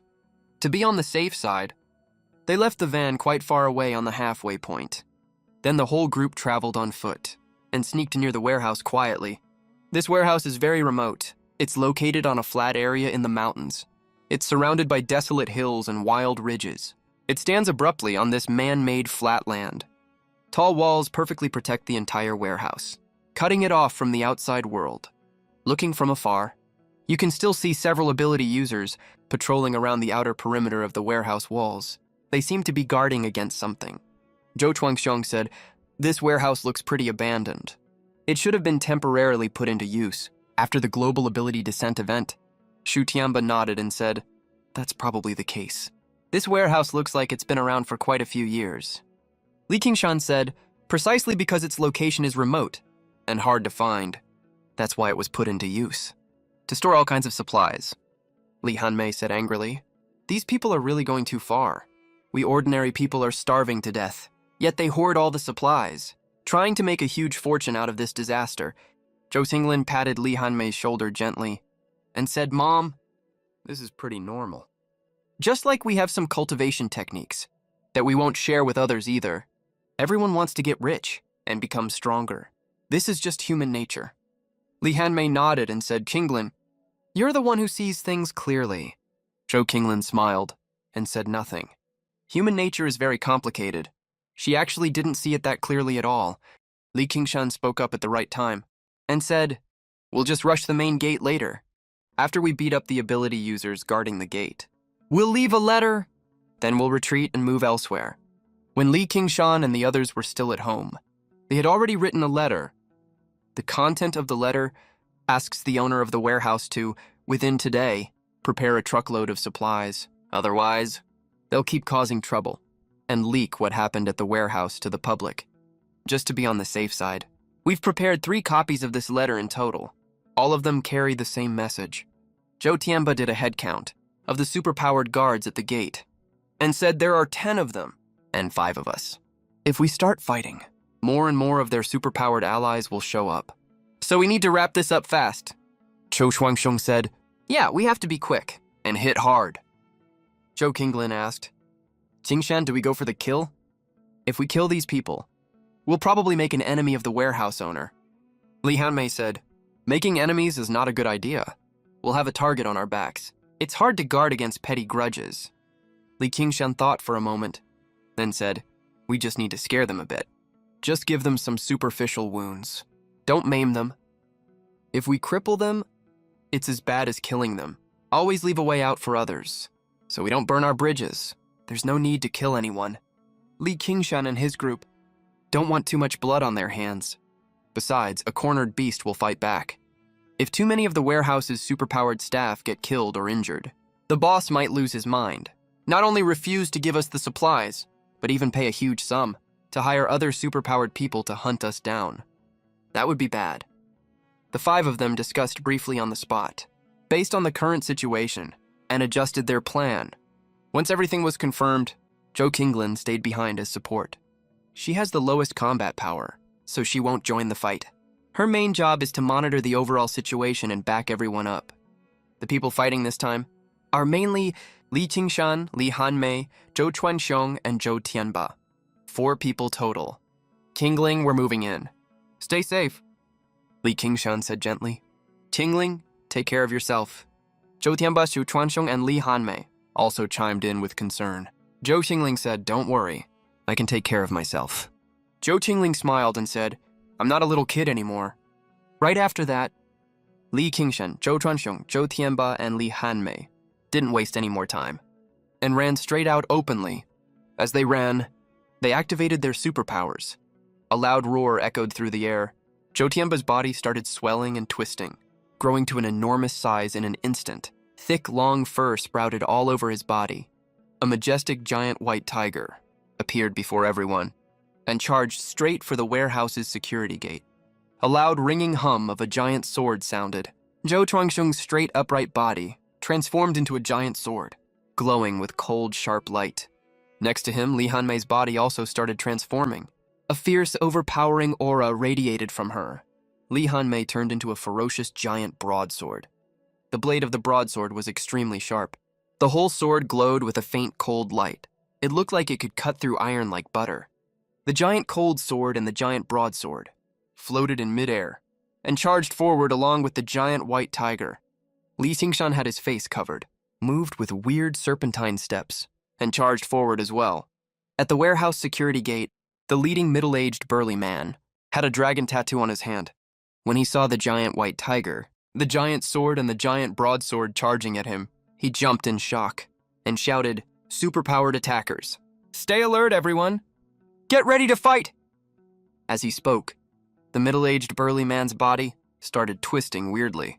His two arms suddenly stretched out and twisted, turning into two ferocious long black tongues. Attack. The middle-aged burly man roared, "Charge!" The two black long tongues on his arms opened their ferocious giant mouths and bit towards the giant white tiger. The other 9 superpowered guards nearby also activated their superpowers one after another. One of them turned into a sharp kitchen knife, floating in midair, and charged forward. Chapter 41, The Rat, one of the gate guards, turned his hands into sharp drills and charged forward. Another turned into a giant hound and charged forward. Another person's body started growing layers of hard armor and charged forward. The scene immediately became chaotic. Seeing this from a distance, Zhou Qinglin frowned slightly. Looking worried, mumbled, "I hope everything goes smoothly for everyone. I hope no one gets hurt." While she was worrying about everyone, the fight was about to break out any second. The giant white tiger, Zhou Tianba, leading the charge, was the main force, charged straight into the crowd of superpowered guards. But Zhou Tianba wasn't fighting recklessly. He went after the weakest targets first, so after the giant white tiger rushed into the crowd, he used his side and knocked 2 weaker superpowered guards flying. The 2 weaker guards, one with armor covering his body, and the other with petrified body. After being knocked away, they slammed hard onto the ground with a loud thud. Their internal organs felt like they were shaking. "Roar!" The giant white tiger let out a loud roar, continuing to intimidate the surrounding superpowered guards. Right after that, the giant sword came flying over and swiped horizontally at the surrounding guards. The one with hands turned into black snakes. The one with hands turned into sharp drills. The one with hands turned into a kitchen knife. These 3 guards jumped in fright and all backed away. Even a graze from this giant sword would tear off a chunk of their flesh. They are indeed the warehouse's superpowered guards, but they are still human. They fear death too. Dying for the boss is not worth it at all. At this moment, Li Hanmei, who had transformed into the giant broadsword, charged over. The giant broadsword glowed with cold light and swiped hard horizontally. This forced several more guards to back away.